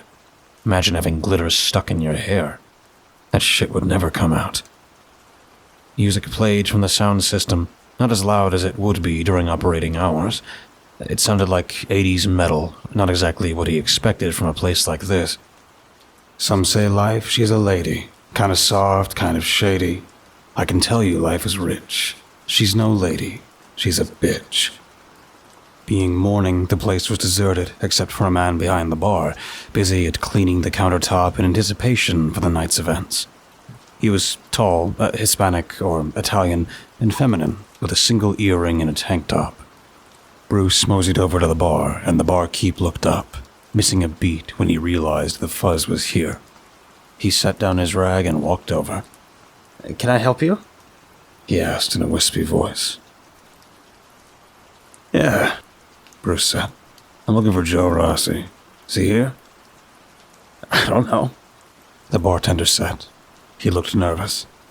I can check. Before Bruce could answer, he scurried off, leaving him alone. They sucked my blood out, but friend, there is no doubt. I'm gonna pay the devil his dues, because I'm sick of being abused. Bruce looked around, his fingers absently drumming on the countertop. Club Vlad was a clashing mix of grunge and glam that made his head hurt. He imagined what the place must be like at midnight, packed and noisy, and nodded to himself. Yeah, this was the spot. He guessed, the place all the cool kids went. If they went anywhere anymore. Hell, if he was 30 years younger, he might come here. He had been waiting for almost 20 minutes when a voice spoke behind him.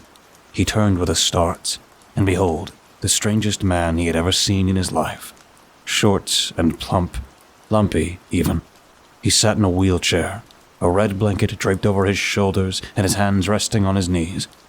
He was about 50 with sparse gray hair falling to his shoulders and a plastic-looking face. He looked like a wax statue of Ben Franklin come to life, and a deep sense of disquiet stirred in the pit of Bruce's stomach. Just can't fight the temptation. It's become my inspiration. Gonna get myself an axe, break some heads, break some backs. It was only then that Bruce noticed the sickly sweet smell of death. It seems to come from the man in waves. I didn't mean to frighten you, the man said. My name is Merrick Garvis, and I own Club Vlad. Might I be of assistance? Bruce grew up in the South, where manners and saving face were paramount. His mother and his grandmother both taught him that it was impolite to stare. Maybe he'd been in New York so long that he'd forgotten himself, or maybe Merrick Garvis was just the strangest-looking man in the world. Either way, Bruce couldn't help gaping at his strange appearance. Recovering, he shook his head. I'm sorry, Merrick smiled and waved one hand. Why was it so goddamn skeletal? Don't worry, I was injured in a fire a long time ago, and this is the best they could do for me. To be honest, I'd stare too. What can I help you with, officer? I'd like to talk to Joe Rossi, Bruce said. I understand he works for you. He did, Merrick said, but I had to let him go. Did he do something wrong? Bruce sighed. Well, yeah. He shacked up with a 16-year-old runaway. A look of concern crossed Merrick's features, such as they were. Oh my, that is concerning. I haven't seen him in several days. I assumed he went home. He lives in Glens Falls. Bruce nodded, his mind working. If Rossi really was in Glens Falls, that meant the whole mess was someone else's problem. He could send Bertha up there to bother some other poor barnacle head and be rid of her. Yet, he didn't think Rossi was in Glens Falls. Bruce had a knack for knowing when people were lying, and he was certain that Merrick Garvis was doing just that.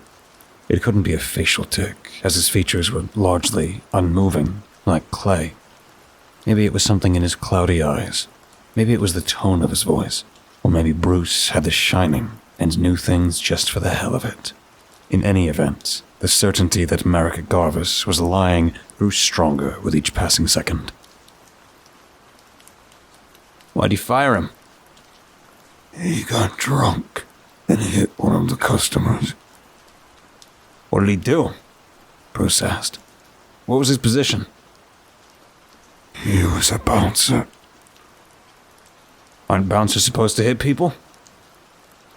Merrick fumbled. Huh. Not to punch them in the face for bumping into them. How long did he work for you? 6 months. You ever see him with an underage girl? Of course not, Merrick said. You have to be 21 to get in.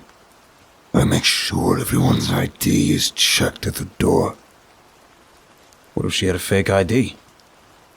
Then I guess she'd get in, but I'd assume she was of legal age. You said he shoved someone. When did this happen? Last week, Merrick said. I thought you said he hit someone. Merrick again fumbled. I did. Now his face seemed to darken a little. A strange, yellowish liquid, too thin to be snot, began to drip from his nostrils. Bruce barely suppressed a smear of disgust. I understand you have a job to do, but playing mind games with me isn't going to solve anything. I can give you his address. Other than that, I can't help you any further. Fair enough, Bruce said. But I'd like to see your ID, please. Merrick glared at him. I suppose you want my name, rank, and serial number as well. Actually, yeah, I'd love that. Merrick drew a deep sigh. Okay. In 5 minutes, Bruce had Merrick's ID, social, and all other relevant information. Under normal circumstances, he wouldn't have bothered, even though he was well within his rights to ask for this information from someone he was questioning. But something about Merrick Garvis was off, and not just his weird face or strangely bulbous body.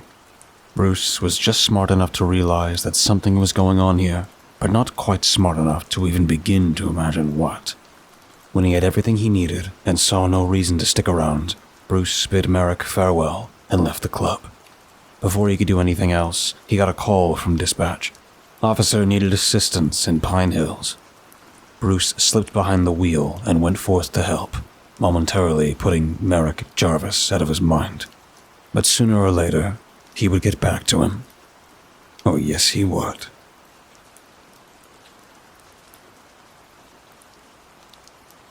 Part 5. As the last orange light of day drained from the sky, the living dead in Club Vlad rose.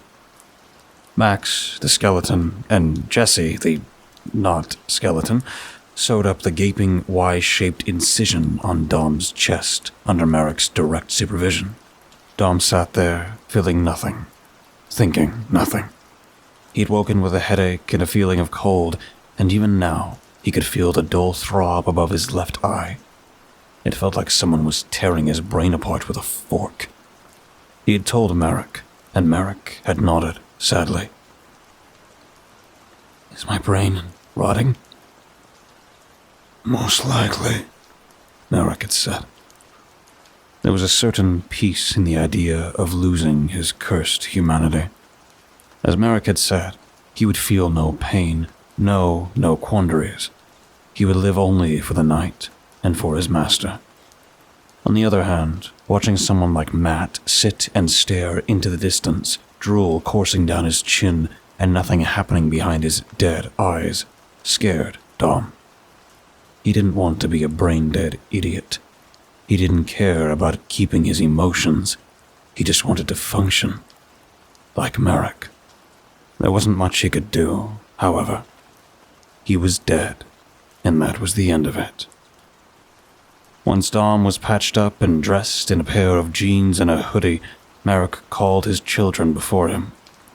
I've done my best to love and protect all of you, He began. Jesse, you were miserable with your grandmother, were you not? Yes, Jesse said, tonelessly. You were depressed, bipolar, and cut yourself. Now you're happy. Yes, she replied again. Joe, you were a two-bit nobody, staring down a 10-year stretch in jail. Yes. Thin, yellow liquid dripped from his nose. But now you are free. Yes. You appreciate what I've done for you. Yes. Merrick flashed then, slamming his fist onto the arm of his wheelchair. Then why do you keep fucking up? The police were here earlier. They have messages between you and Jesse. I told both of you to delete those. Then I find out that you bit someone and turned them despite my orders. We have an endless supply of blood here, but you still went off on your own. How many are there? Just one, Joe said. Are you being honest with me? Yes. Merrick sat back in his chair, looking somehow older. Joe, take Matt and go to her. Bring her back here before she causes any more problems. God alone knows how many people she's changed. Too many vampires without a father will bring heat on us. And you know what happens in that case. We get pieces of wood shoved in our chest. Turning to Dom, Merrick said, I have a job for you, Jesse. We're nearly out of embalming fluid. You haven't had your first dose, and the rest of us are starting to get ripe as well. I have a contact at a funeral home. He texted earlier that the order he placed on my behalf has come in. I want you to pick it up and to pay him. Dom had never been picked for anything in his whole life. No one had ever wanted him on their team, and no one had ever placed their trust in him the way Merrick was now. He was honored, proud, and would do anything to not let Merrick down. That cop who came here might be a problem, Merrick went on. We may have to deal with him, but we'll leave that for another night. In any case, I want this place cleaned from top to bottom. If the police come, I want them to see nothing out of the ordinary. Now that everyone had their marching orders, they dispersed. Merrick handed Dom an envelope stuffed with cash, and Dom slipped it into the pocket of his hoodie. The other team, Joe and Matt, left, while the remaining vampires began tidying up. A fleet of vehicles waited in the parking lot behind Club Vlad. Dom and Jesse took a black van with no back windows. They drove in silence, the radio off. Dom did not want to hear music, nor did he wish to speak to Jesse. Their kinship was one of blood and circumstance, not one of words and emotions. He had no questions for her and wished to answer none of his own. The only thoughts he had were of the mission ahead and of the growing pain in his skull. He thought of the staring, stupid Matt, of the decaying Max, and a shiver went down his spine. What was left of his humanity recoiled at the idea of becoming like them. The pain grew hotter, more intense. He forced it away and focused on driving. The funeral home was on North Allen Street, next to a restaurant called Pepper Jack's, a tall, white house with dark shutters and a sign out front. It looked like a quiet, peaceful place. Pull around back, Jesse said. Dom pulled the van around back and parked under a balcony, killing the headlights. They got out and went to the back door, Jesse in the lead. He assumed that she had done this before and that the seller would recognize her. She knocked, and a few moments later, the door opened. A youngish man with a shaved head appeared, wearing an apron and gloves. He saw them and tensed a little. Dom could smell, rather than see, his fear, and his throat panged with thirst. Come on, the man said quickly. He stepped aside and allowed them to enter. Dom noticed that he walked behind them, wary of putting his back to them. Do you have the money? Do you have our order? Jesse countered. Yes, the man said. I'm really risking my neck for this. They don't just give embalming fluid away, you know. They keep track of it, and if they realize I'm over-ordering, someone from state's going to come down here and check. He led them into an embalming room, 3 boxes sat on a table. Dom gave the man his money, and he and Jesse carried the boxes outside, loading them into the van. The whole time they were there, the man was edgy, like he was afraid they were going to attack him. Dom would be a liar if he said that the hot smell of the man's blood didn't excite him. Perhaps once his brain rotted away, he wouldn't be able to control himself. But for now, he could. A lightning bolt of pain shot through his head, and he nearly dropped the last box onto the ground. Once the man was paid, Dom and Jesse drove back to Club Flat. In 15 minutes, they were drinking side by side from 2 passed-out partygoers. The reward for a job well done. Meanwhile, across the city, Joe and Matt weren't doing as well. They were standing outside of Heather's apartment. Joe, slightly annoyed, that anger being another emotion vampires could feel, along with fear, pounded on the door. He knew she was there. He could smell the putrid odor of decay. "Let us in," he said. "We won't hurt you." Joe could barely remember changing her. He didn't mean to. It just happened, like an unwanted pregnancy. You could bite someone as much as you want and drink as much as you want, but if you take too much at once and they die, you get the vampire equivalent of a baby. Joe liked the hunt. It was exciting. Having his meals brought to him at Club Vlad didn't arouse the same level of excitement. It was like shooting an animal tied to a tree, or hiring a prostitute instead of wooing someone. No real satisfaction to it. That was probably his greatest downfall. He had lured Jessie the same way, though Merrick was indeed interested in rescuing her from her grandmother. People you have saved obey just as well as people with no brains. He felt fluid on his upper lip and sniffed. "Oh, come on, let us in," he said. No response. He looked at Matt and nodded to the door. Together, they rammed their shoulders against it. It shook in its frame. They were both dead and weak, but modern America architecture is even weaker. And the door eventually slammed in. The apartment beyond was dark, messy, and reeked of death. They searched high and low and eventually found Heather, huddled in a corner, trying to hide. She was naked, save for a pair of panties, her body bloated and beginning to turn black. Her skin hung from her frame, and her eyes were filled with blood and fear. It was a wonder no one had called the police yet. The smell was overpowering. "We need help," he said. "You have to come with us." She shook her head and trembled. Maybe she remembered that he was the one who did this to her. Maybe her memories had rotted away. Those were usually the first to go. Then your emotions, then your personality. Finally, your capacity for higher reasoning.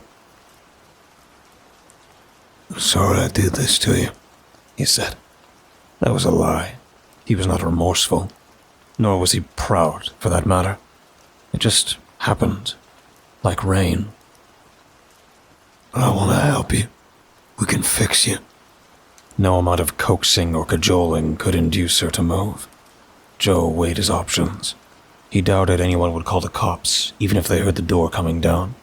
People who lived in places like this rarely called the cops, which helped Joe and his cause immensely. Even so, there was the possibility. Every minute they spent here was a minute that something could go wrong, and Joe had a lot to lose. So too did Merrick. Giving up, Joe took out his cell phone and called Merrick. "She's refusing to come," he said simply. The line was quiet for a moment. Then, Merrick's voice came back, cold, calculating. "Then do what you must." That was the go-ahead. Hanging up, Joe looked around the apartment and found a wooden chair in the kitchen. He lifted it over his head and slammed it on the counter, shattering it into a million pieces. He selected the longest, sharpest, and sturdiest-looking one. He went back into the room and directed Matt to hold her down. She fought, kicked, and spat, but she was weaker than even they were. They had been embalmed. She hadn't. Matt pinned her hands above her head, and Joe straddled her. Animal terror filled her eyes, and she whipped her head from side to side. Joe lifted the makeshift stake with both hands and brought it down as hard as he could, driving it deep into her heart. Her eyes bulged from their sockets, and a high, otherworldly scream ripped from her throat. She bucked, thrashed, and kicked her feet. Her resistance began to ebb away until she was twitching, until she was still. Heather from OkCupid was dead. Truly dead. Joe couldn't help wondering what it was like. Pulling the stake out, he tossed it aside and got to his feet. Matt doing likewise. A soul-petrifying scream might be cause for even the tightest of lips to start talking. "Let's go," he said, and together, he and Matt fled, leaving the poor, dead body of Heather behind. As it turned out, one of Heather's neighbors did call the cops. At 10:13 p.m., Vanessa Rodriguez arrived with 2 patrolmen and found the front door of apartment 237 knocked down. Guns drawn, they entered, Vanessa at the head. The first thing she noticed was the smell. It jammed itself into her nostrils, shoved its tongue down her throat, and violated her, all without even buying her dinner first. Vanessa hadn't been at this as long as her buddy Bruce had, but she knew a dead, rotting body when she smelled one. They searched the premises, and sure enough, they found a Vic in the bedroom, lying in the gap between the bed and the wall. It looked like the former had been moved, perhaps in a struggle. Vanessa knelt down to check the Vic's pulse, but stopped. There was no need. The Vic, who looked like a female but could have been an overweight male, hadn't had a pulse in a very long time. Examining the body, Vanessa found a wound in the chest, just above the heart. Black, stinking goo leaked from it, and Vanessa gagged. She fisted her hands to her mouth, retched, and then ran for the kitchen sink. Her partner for the night, Jim Walsh, stared down at the stiff before him, and his face turned a sickly shade of green. He avoided puking because he didn't nose-fuck the wound like Vanessa had, but he wasted no time in getting out there, dry heaving in the hallway where the air was somewhat fresh. After leaving her lunch in the sink, Vanessa radioed back to headquarters, and before long, the place was crawling with cops. The assistant medical examiner, who had taken over after Ed Harris quit the previous night, knelt over the body and studied it. A solidly built black man with a mustache. His name was Leon, and he knew death just as well as his old boss. So when he said the Vic had been dead nearly 2 weeks, Vanessa accepted it. That begs the question, who broke in and screamed just now? A relative. The caller clearly heard screaming and peeked out her door to see 2 males fleeing on foot. Maybe they found the Vic and freaked out. Or maybe they were the killers returning to the scene of the crime. After all, the Vic had clearly been murdered. In fact, they found a likely murder weapon. A long sliver of wood soaked in black goo. Blood turns black after a while, but there was something different about this stuff. What is it?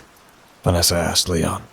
I'm not sure, Leon said, and pulled off a pair of latex gloves he'd donned to examine the Vic. Could be blood, or what? Vanessa asked. Or something, Leon said. Give me a few hours. And a few hours it was. Just before 1 a.m., Leon called Vanessa at her desk. I think you should come down here, he said. 15 minutes later, Vanessa stood over Leon as he pulled the Vic's chest open with a pair of tweezers. That's the heart, he said. Overstabbed her scored a direct hit. But this is what concerns me. He prodded a furry lump with the tip of his scalpel. What is it? Vanessa asked. I don't know, he said. Looks like mold. That word, mold, triggered a memory in her brain. Ed said something about mold last night. He found it in... The Mason boy, Leon finished. Yeah, the one who got up and ran off. Leon turned away from Vanessa and looked at the dead woman, for it was a woman. Vanessa got the impression that he didn't want her to see his expression. I've known Ed 10 years. I knew something happened last night, but the stiff getting up and walking out, I thought he was confused. Now, I don't know. That makes 2 bodies in 24 hours. Get this, the chest wound. It was done post-mortem. I can't find a cause of death anywhere except maybe blood loss, but it's hard to tell at this point. And speaking of blood... What? Vanessa asked quickly. When I opened her stomach up, a whole shitload of blood spilled out, and a lot of it was a lot fresher than she is. Vanessa furrowed her brow in confusion. You mean... It's not hers, Leon said. I can't be 100% sure until I run tests, but I'd put money on it. Vanessa's head spun with information, both new and old. You know that full, heavy feeling you get in your gut? That's kind of what Vanessa was feeling, only in her head instead of her stomach. Leon was just as mystified about the whole thing as she was and stayed up late to run a few preliminary tests.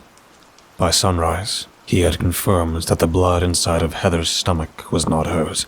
In fact, it had come from at least 3 different sources. Is it human? Vanessa asked over the phone. Yes, Leon said, sounding troubled. it's human. In the cobalt hour before sunrise, Vanessa sat at her desk and tried to piece this whole thing together. They had 1. A corpse that allegedly woke up and dipped out. 2. A dead girl who'd been stabbed in the heart with a piece of wood after somehow ingesting the blood of 3 different people. 3. Some missing kids. 4. Oh, and both bodies, the girls and the runaway corpses, had the same weird fungus in their heart cavities. All of this, even the missing kids, Vanessa felt, was related. She just didn't know how. The only answer that halfway fit was that both of those bodies were vampires. Like, what's a vampire but a dead body that gets up and walks around at night? And how do you kill a vampire? Why, you drive a piece of wood through its heart. Now, the idea that vampires were real was dumb, but the more she turned it over in her mind, the more she became convinced that it was at least an option. A lot of things people thought were fantastic and made up turned out to be real, so why not vampires too? Shortly after 8, Bruce came in. He was just sitting down when Vanessa came in and slapped her report on the desk. Buckle up, bitch, she said. Things just got weirder. He stared up at her with one of those grumpy but cute expressions he was so good at putting on. As he read, however, his brow knitted. Jesus, He muttered to himself. He pinched the bridge of his nose and let out a weary sigh. I have a theory. Kind of, Vanessa said. but I don't want to say it. you might as well. Bruce said. Can't be more kooky than reality these days. Okay. Vanessa started. What if, and I'm just thinking out loud here, what if there are vampires in Albany? She expected Bruce to give her a dirty look, but he chewed it over, actually taking it seriously. Are those missing boys our victims? He asked, finally. Yeah, Vanessa said. that girl's been dead 2 weeks. Maybe she bit Dominic Mason and he came back for revenge after realizing he was cursed by a goddamn shit-sucking vampire forever. Bruce nodded. Yeah, but who turned her? I don't know, Vanessa said. I don't know. Before dawn painted the eastern sky, Merrick Jarvis sat in his chamber like a withered king, a mess of IVs hooked into his arms and neck. The vault was silent, save for the soft noise of the machines as they filtered out the old embalming fluid and replaced it with new embalming fluid. Embalming fluid always made him spacey, like a drug. The others had gone first, and even now lay near comatose around him like addicts in an opium den. As far as he knew, Merrick was the oldest vampire in the world. Perhaps even the oldest vampire to ever live. Though he was not fully honest with Dom, he was not lying when he said that vampires rotted like any other dead thing. Conditions considered, you had a few weeks, tops, if left untreated. There may be living vampires in remote corners of Egypt or the northernmost reaches of Russia, where the climate preserved dead things. But unless you make it to one of those places, you were pretty well fucked. Merrick was not a proud man, nor was he concerned with saving face. The dead have no need for that. He was being truthful when he said that he feared death. What's more, he feared being helpless. Deep down, vampires are people, and people don't exactly have the greatest track record when caring for their infirm. He read once that the first sign of a civilization was a broken leg that had healed, as it showed that someone stayed with and cared for a fellow human long enough for them to get well again. In Merrick's opinion, that was true, and thus there was no civilization. Merrick was 51 when he died in the year 1982. In his life, he had seen the Great Depression, World War II, and a million small acts of cruelty and selfishness in between. He'd seen beggars starving in the streets, abused children shuffled out of sight and out of mind, and disdain for the poor and the weak. The living were awful, and the living dead were no different. Once their humanity rotted away, they cared only about filling their stomachs. They were little ticks. They would drink until their bellies literally ruptured, and then keep on drinking. That left him in a precarious position. He was old, his body was weak, he couldn't stand unassisted, and if left to fend for himself, he would decay into a pile of bones within days. He would be cursed to lay in one spot for all eternity, aware and hungry, little more than a ghost tethered to a black and still beating heart. He refused to let that happen to him. Thus, he had created a family, a clan of vampires loyal to him and to him alone. He did this through acts of simple kindness and understanding, but also through deception. He knew, for instance, how to preserve the brain. He figured out how to do it early on. You pickle it, like a fetus preserved in a jar. He sawed off the top of his own head and filled it with a special solution that kept his brain and his intelligence intact. It slowly drained out through the nose and ears in a thin, yellow liquid, but it worked well enough. He couldn't save everything, however, and had lost vital things in the process, such as most of his human memories, his sense of humor, and some motor functions. He shared this secret with only Joe and a few others before, because he needed a strong captain. He kept the others in the dark because vampires, like people, are easier to control when they don't think for themselves. Right about now, however, Merrick was beginning to regret sharing the formula with even Joe. Joe had brought him nothing but grief. Joe, you see, could think for himself. He could make decisions. He could go behind Merrick's back. Joe had something called free will. And free will is a worse affliction than vampirism. Free will is messy. Free will is dangerous. Free will could very well turn Merrick into a pile of bones. That was, of course, if they weren't discovered first. Joe had made several mistakes lately, not least of which was the turning of Heather. Sitting there in the pre-dawn hour, attended by Tony, his gay bartender and human familiar, Merrick decided to have Joe killed. There are only two ways to kill a vampire: the stake and the flame. The latter seemed somehow appropriate in this case. After Joe, there would be no more captains. Only him. Only father with absolute power. That was how it had to be. One man, one vision. Democracies didn't work. That was especially clear today. Everyone was so divided and nothing ever got done. If the humans had one strong leader, they might go in the wrong direction, but at least they would go somewhere. Instead, they stagnated. Merrick didn't particularly look forward to killing Joe, but it had to be done. To protect the family. To protect him. And Merrick would do anything, anything at all, to protect himself. Vampires. Bruce kept coming back to that single word, hoping each time that he would chuckle at the absurdity of it, but he never did.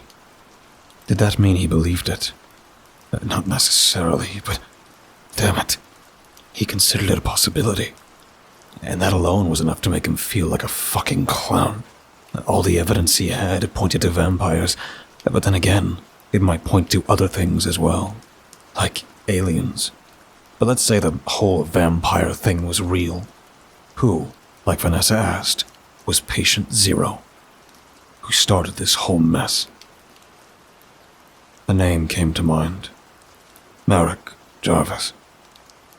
He had not had time to check into Jarvis the previous day, but by God, he was going to do it now. He ran his name and social through the system, and everything seemed to check out. Merrick Jarvis was born on June 30th, 1963 in... Wait a minute. Weren't there only 30 days in June? Bruce checked, and there were indeed only 30 days in the month of June. Huh. Bruce did a little digging and found something out. Before 1987, Social Security numbers weren't issued at birth. You had to sign up using other forms of ID. Merrick Jarvis applied for his in April 1984, and the date of birth on his state-issued driver's license was June 31st. Bruce spent an hour on the phone with the DMV and learned that they had never issued a license to a Merrick Jarvis. He then spoke to the Social Security Administration, and after much wrangling and frustration, he managed to get a photocopy of the license Jarvis used to get his Social Security number. It was dated 1983. The face staring back at him was almost exactly the same face he'd seen at Club Vlad, except maybe a touch less stiff and waxy. Though not as rough looking, there was no way in hell Jarvis was 20 in that picture. It had to be fake. Bruce thought back to the events of the previous 2 days. Missing bodies, staked corpses, hearts that still beat after death. Vampires didn't seem like such a crazy explanation. And if anyone was a fucking vampire around here, it was Merrick Jarvis.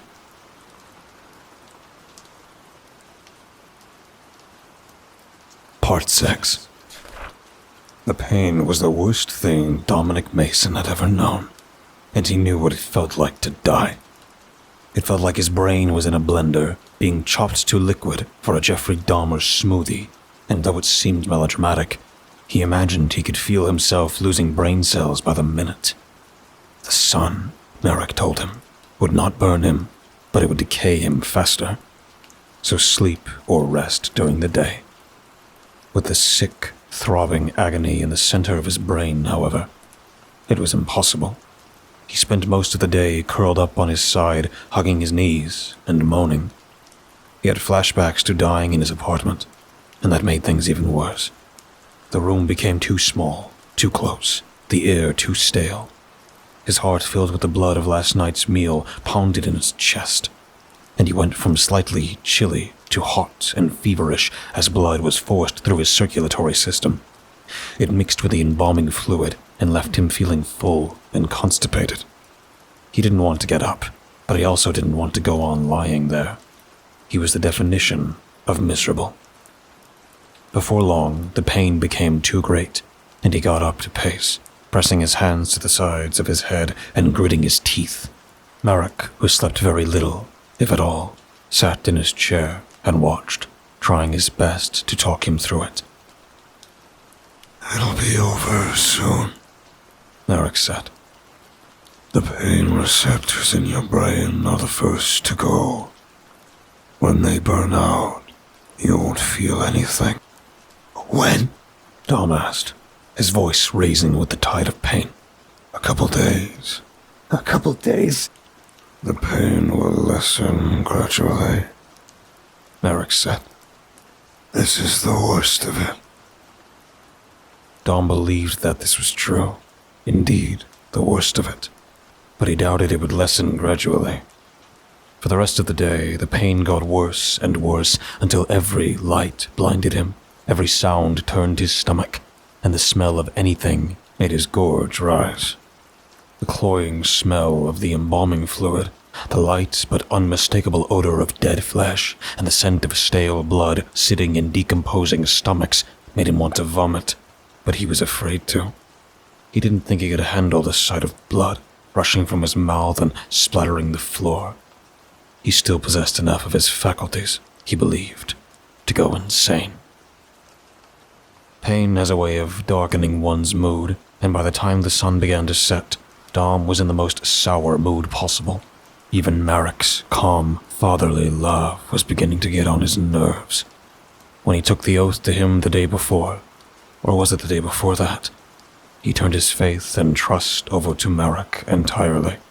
He was finally accepted, included, finally had the love and fellowship that, in the pit of his soul, he had always wanted. Merrick understood him. Merrick was kind to him. But deep down, Dom realized that he didn't fully trust him. He said that his brain didn't rot because he was lucky. That sounded like some bullshit to Dom. Why wasn't Joe a blathering idiot too? Was he lucky as well? Did lightning strike in the same place twice? In life, people had done nothing but hurt and lie to Dom. Why would death be any different? He thought back to the strange liquid that always seems to leak from Merrick's nose and Joe's. He thought it was embalming fluid, but it never leaked from his own nose, or from anyone else's. He tried to tell himself that it was far too soon to judge, but once he began to doubt something, his mind raced away. He felt a twinge of guilt, as Merrick had done absolutely nothing to deserve his doubt. But goddammit, his head was on fire, and he wanted it to stop. Anything to make it stop.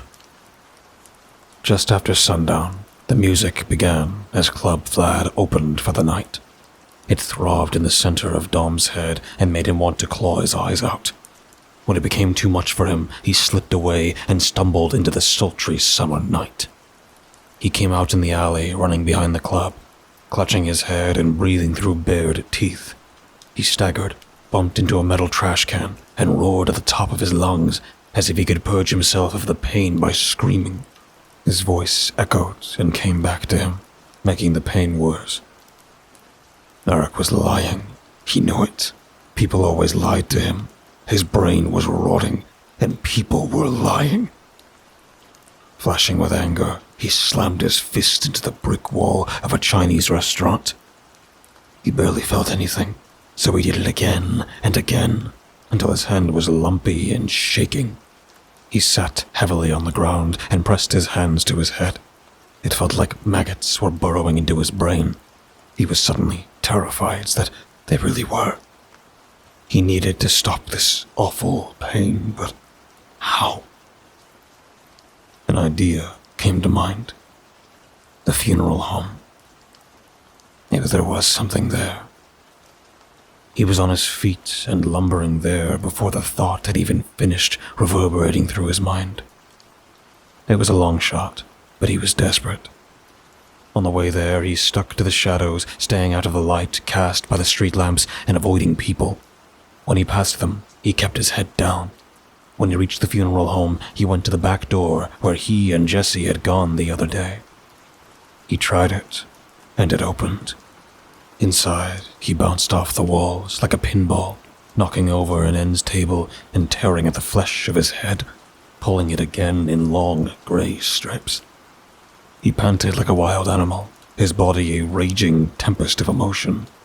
It was reaching a crescendo, he thought. His brain was about to go supernova. The world dimmed. Things got really echoey. The young man he'd picked the embalming fluid up from, was there, looking scared.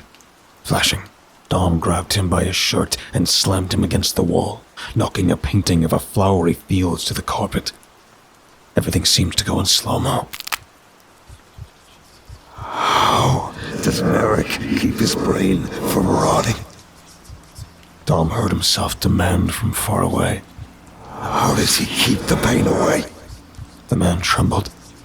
I... Dom slammed him again. Tell me, or I'll make you like me. No. The man wailed. He shook his head from side to side, his eyes wet with fear. How? He uses a solution, the man stammered. It's some kind of special thing. It preserves his brain. That's all I know. An idea occurred to Dom. Holding the man by the back of his neck, Dom dragged him into the embalming room and pushed him against the table. His head felt like it was swelling, hot, screaming, getting ready to explode. He looked around, found the embalming machine, and grabbed the hose. There was a sharp tip on it so that you could jam it into a body. He held it in his hand, hesitating for just a moment before pressing it to his temple. The man watched in horror as Dom slowly shoved the tip into his head. It tore his flesh, broke through his skull, and sank into his brain. He felt no pain, only pressure, but cried out anyway. His eyes rolled up into his head, and a shudder went through his body. Turn it on, he yelled. That's not what... Turn it on! Startled, the man turned the machine on. Cold embalming fluid squirted directly into Dom's brain. Almost at once, the pain began to ebb away, replaced only by a fuzzy sense of numbness. His knees buckled, and he sank to the floor, looking for all the world like an addict taking a hit of his favorite substance after a long and trying day. Fluid leaked from his nose, ears, and eyes, and dripped down the back of his throat. The man waited for a long time, then turned the machine off. The pain was gone, at least for now. Tell me again, Dom said. The man did. Merrick used a special preserving agent to keep his brain intact. Joe, the man suspected, got it as well. So Merrick had lied to him. Dom felt betrayed and angry. Leaving the man, Dom realized that he didn't even know his name. He walked back to Club Flat, his hands fisted in his pockets. All his life he had been hurt, lied to, and ignored. All his life people had done wrong to him. All those years he just took it. He resolved not to be so accepting in death. At last, he was going to stop being a sniveling little bitch and stand up for himself. When he reached Club Vlad, he slammed through the back door and took the stairs 2 at a time. At the top, he called out Merrick's name. The old man was sitting in his chair, being attended to by Jesse and Matt. He looked startled when Dom came in. You lied to me, Dom said, stalking over to his benefactor. What are you talking about? Merrick asked, doing his best to sound innocent. You lied to me, Dom screamed. He bent over and got so close to Merrick's face that he could have kissed him. You told me there was no way to save my brain, but that's not true. You're pumping your head full of shit and letting the rest of us rot. A dark shadow flickered across Merrick's face. Watch your tone when you talk to me, he said. His voice was low, menacing. Fuck you, Dom said. I should kill... Suddenly, Dom was being grabbed from behind and yanked back, an arm around his neck. He cried out in alarm as Joe swung him around and slammed him face first into the wall. He heard his nose crunch, felt his teeth shatter. Next, Joe wrestled him to the glitter-sprinkled floor and wedged his knee between his shoulder blades. Merrick watched with a sneer of disgust, his hands gripping the arms of his chair. He wheeled himself over, Jesse holding his IV, stand steady, and following behind. "Listen, you son of a bitch," Merrick said. "You're lucky to be a part of this family." Cold fear filled the pit of Dom's stomach, yet he wouldn't back down, couldn't back down. He had lived his entire life like a mouse in a burrow. He wasn't about to live his entire death the same way. Fuck your family, he said defiantly. and fuck you. Merrick's face darkened, and he sat back in his chair. He looked at Jessie and nodded. She went away and came back a moment later, holding something in her hand. Dom's eyes widened when he saw what it was. A wooden stake, one end honed to a razor point. Why they had one of those lying around, Dom didn't know. It'd be like Superman keeping a piece of kryptonite on the mantle over the fireplace. Merrick directed Matt and Max to hold Dom's arms down. Joe pivoted, kneeling on his head now so that Dom's back was exposed. Dom's heart slammed with terror, and tremors raced through his body. "Is this what you want, Dominic?" Merrick asked. "To die? To truly die?" Dom swallowed hard. No, it wasn't what he wanted. He wanted to live, to love, to have a family one day. He wanted a happy, normal life. The life TV and social media had been promising him since he was a little boy. But all of that went out the window the night he died in his little apartment. There was no life anymore, just a grotesque parody of life. What was there for him other than death? Clinging desperately onto life for decades like Merrick, stuffing himself full of embalming fluid and mothballs, grinding for one more minute just so he could sit hooked up to a machine. Dom spoke. "What?" Merrick asked, not having heard. Dom licked his lips. Just fucking do it. For a moment, nothing happened. Expectation hung in the air. Finally, breaking the tension, Merrick nodded to Jessie. Kneeling down, she brought the stake up, and Dom closed his eyes. This was it. He braced himself for death. Jessie brought the stake down just as a shot rang out, deafening the whole place. Her head whipped back, embalming fluid, skull fragments, and grey, silky pieces of brain showered from the back of her head. She flopped back and landed on the floor with a sickening thud. A woman cop, her black uniform in stark contrast to the burning white light, stood in the doorway to the hall, her gun drawn. They all looked at her, their dead mouths agape, resembling children who'd been caught doing something wrong. Everyone on the ground, she barked. No one knew what to do. They hadn't expected to be raided by the police, so had not prepared. She jerked her gun, and everyone instinctively flinched. on the ground. She repeated. To Max. You too, Bone Boy. The first one to react was Joe. He sprang at her like a big, undead frog. She brought the gun around and fired, but he was already crashing into her. The shot went wild and struck the IV bag next to Merrick. He ducked and let out a sound of fear. The others rushed her, and Dom got quickly to his feet. Jessie lay on the floor, her mouth opened in a silent scream, and her bony fingers frantically examining the ragged hole in the center of her forehead. For a moment, he was frozen. Everything was happening too fast. Then, when Merrick saw him and cried, "Stop him!" he came alive. Jessie tried to grab at his leg, but he kicked her hand away, then stomped on it like it was a giant spider. On the other side of the room, Matt, Joe, and Max had forced the cop to the ground. Perhaps excited by all the action, perhaps just hungry, they began to tear her apart. She howled in pain, and the last thing Dom saw before he fled was her open, blood-filled mouth. Her eyes were filled with pain, with terror. After that, Dom ran.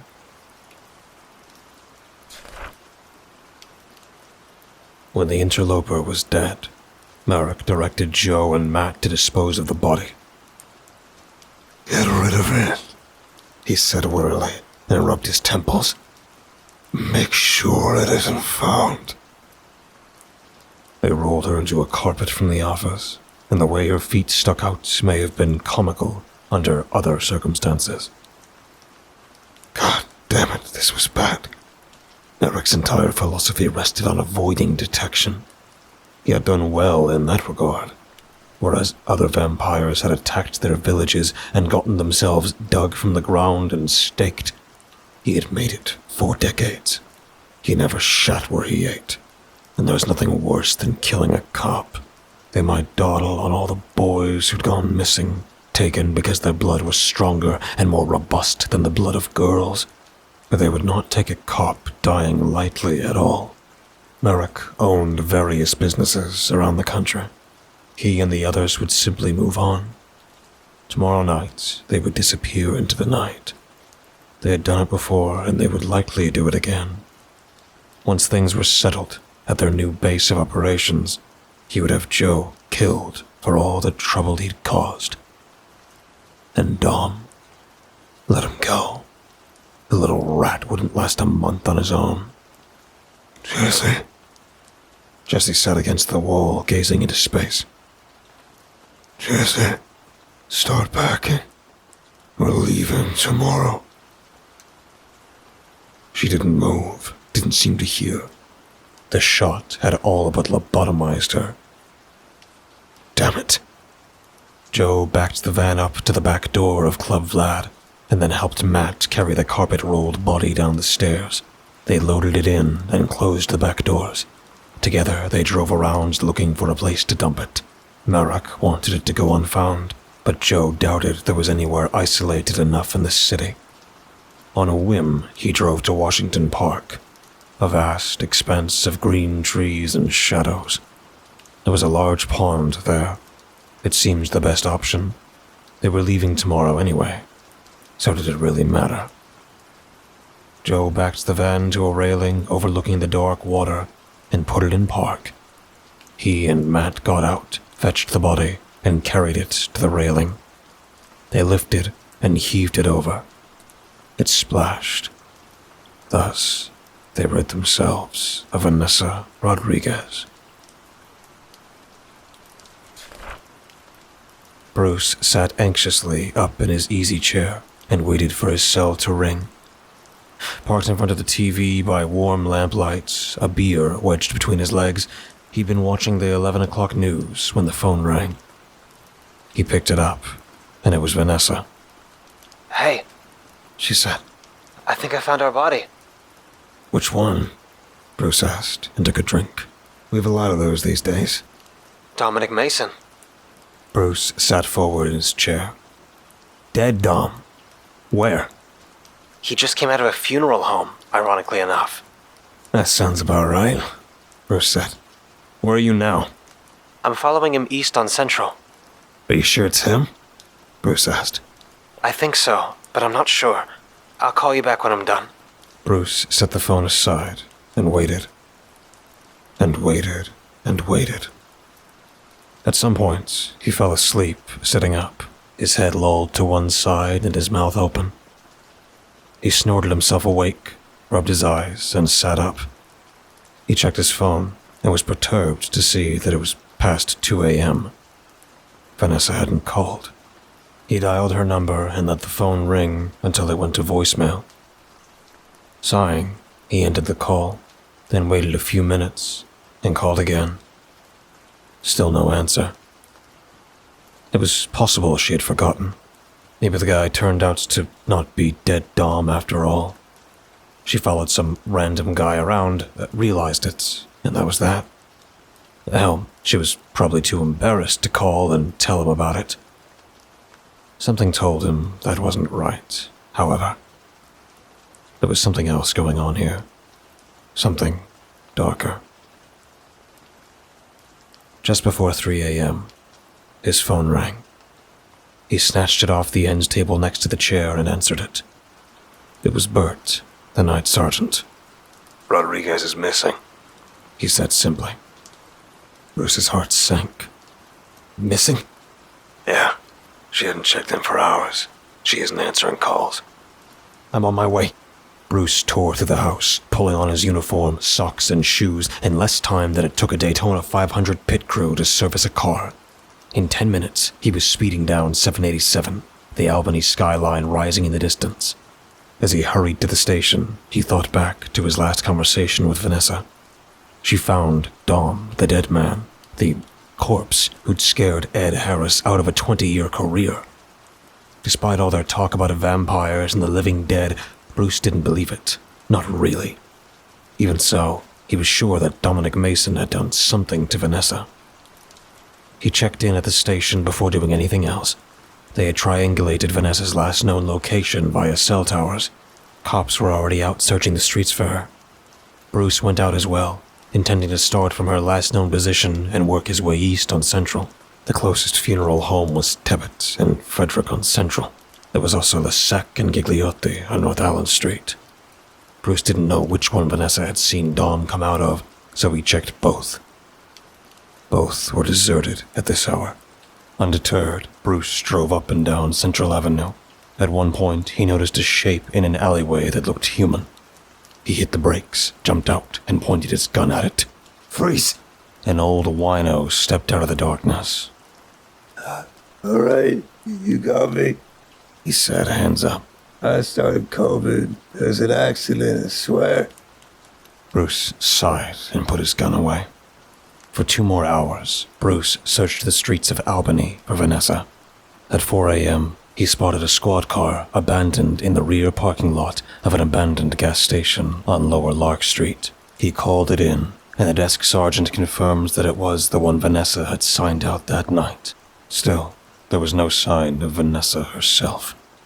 Just after dawn, as the city came alive and CDTA buses began lumbering up and down the streets, Bruce got a call on his cell. A jogger found a body in Washington Park. Bruce was in his personal car. He had no bubble light, no siren. Even so, he sped through the streets like he did, blowing through red lights and stop signs with little care to himself or anyone else. When he got to Washington Park, he found an army of cops by the pond, the scene cordoned off with yellow crime scene tape. He slammed on the brakes, threw open the door, and jumped out without even turning off the engine. The body was rolled up in a carpet and lying on the bank. 2 beat cops unrolled it at Bruce's direction. "We should wait for..." one of them started, but Bruce cut him off. "Do it." They complied, and at the carpet's center, like a rotten cream filling, was the body of Vanessa Rodriguez. Her head was tilted to one side, her eyes wide and staring. Her throat had been mangled and ripped away, her head nearly severed. Even in the black and red mess, Bruce could make out the teeth marks and puncture wounds. They may have looked like something else to anyone else who saw them, but he knew, in that moment, what they were dealing with. A sharp pang of horror sliced through him, and his knees went weak. Jesus Christ. One of the beat cops drew. Bruce fell to, rather than knelt on, one knee. He bent over the body, a mixture of horror and grief welling in his throat. He wanted to reach out, to comfort her in death, but he stayed his hand. Instead, he visually examined the body. She had bruises on her face, defensive wounds on her hands, and her gun was gone. Whoever had attacked her, she put up a fight. Something glinted on her pants. What's that? One of the cops asked. I don't know. The other replied. But it's all over the body. Indeed, There were glinty little specks all over, winking like mocking eyes. Nice work, eh? We really fucked her up, didn't we? Wink, wink. It looks like The other cop cut him off. glitter. Bruce flashed back to his visit to Club Vlad the other day. There had been glitter everywhere. Bruce stood up. He had work to do. Instead of going back to the station to start his shift, Bruce went to Lowe's. There, he bought a mallet, a gas can, and a dozen sticks of wood. An employee in a blue vest used a machine to sharpen them to a wicked point, and he took his purchases to the car. Next, he drove over to the mobile station and filled the gas can. He was so hell-bent on revenge that he sprang for premium, the good stuff. No expense shall be spared. His final stop was at a Catholic church. He filled a canteen with holy water from the marble font by the door, then swiped a crucifix from the wall. He stopped by the station, went inside, and grabbed a black duffel bag with police written across the front in yellow. He opens the gun cabinets in his office, took out a shotgun, and loaded it with shells. He grabbed a handful from the box and stuffed them into his pocket. He was just finishing up when Bertha came in. There you are. She spat. I've waited long enough for you to do something. I demand. Bruce shoved the duffel bag into her arms. Make yourself useful, What? she demanded. We're going to get your granddaughter. Bruce lied. Kind of. Bertha's demeanor changed. Good. It's about time. I was starting to think you were completely incompetent. Bruce didn't answer.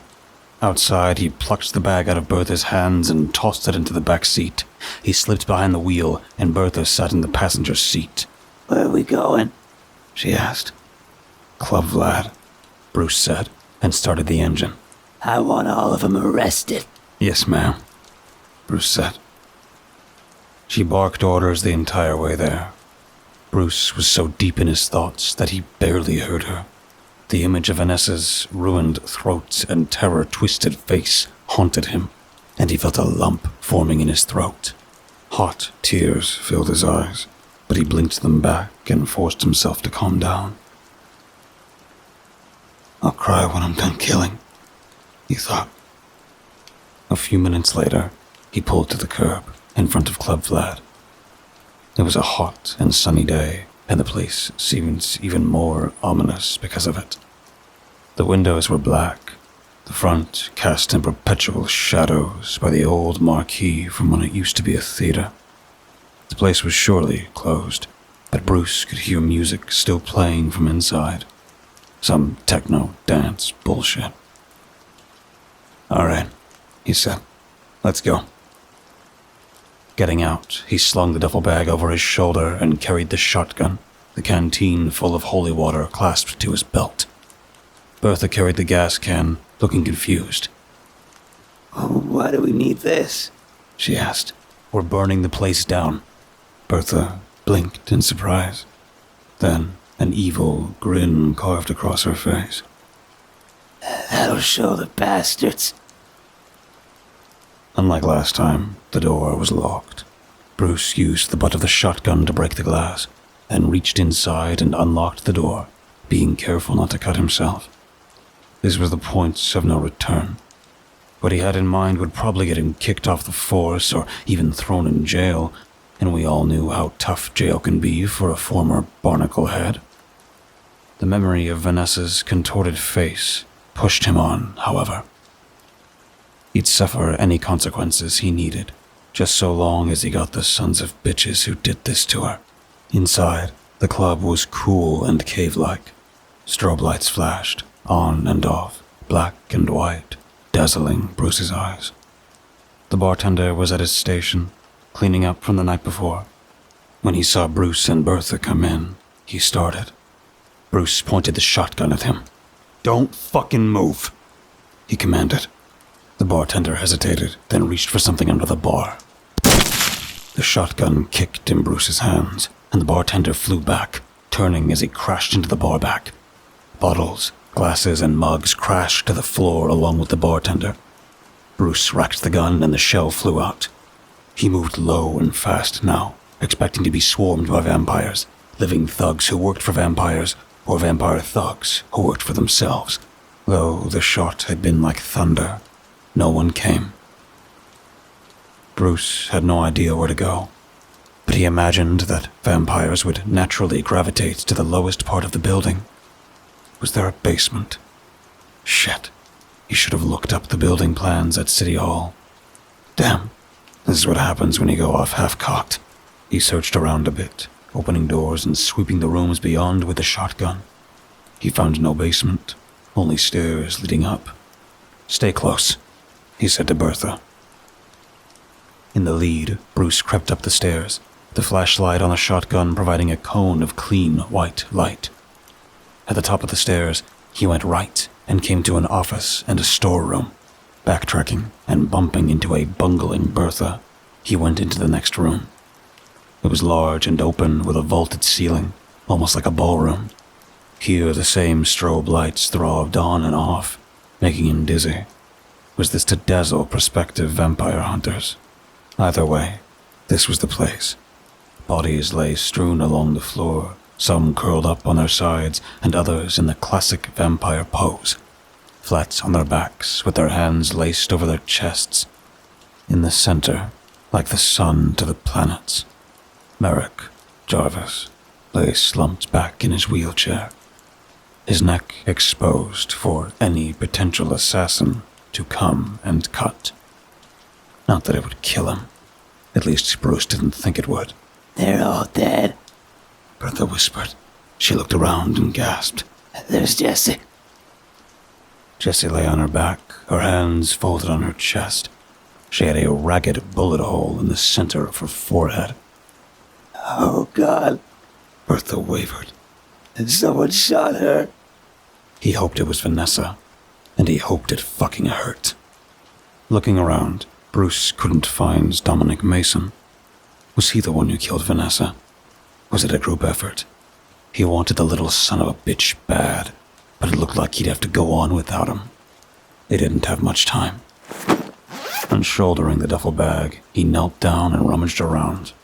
"Start splashing that gas on the bodies," he said. But "Just do it," he snapped. There must have been a harder edge in his voice than normal, because Bertha jumped and did as she was told. She upended the can and began to splash gasoline onto the sleeping forms, the smell of it acrid and strong. Taking out a stake and the mallet, Bruce went over to Merrick and knelt down. He gripped the stake in one hand and placed it firmly against Merrick's chest. He brought the mallet up and hesitated, the gravity of what he was doing finally reaching him. What if he was wrong? What if... Merrick's head whipped up and their eyes locked. Too late.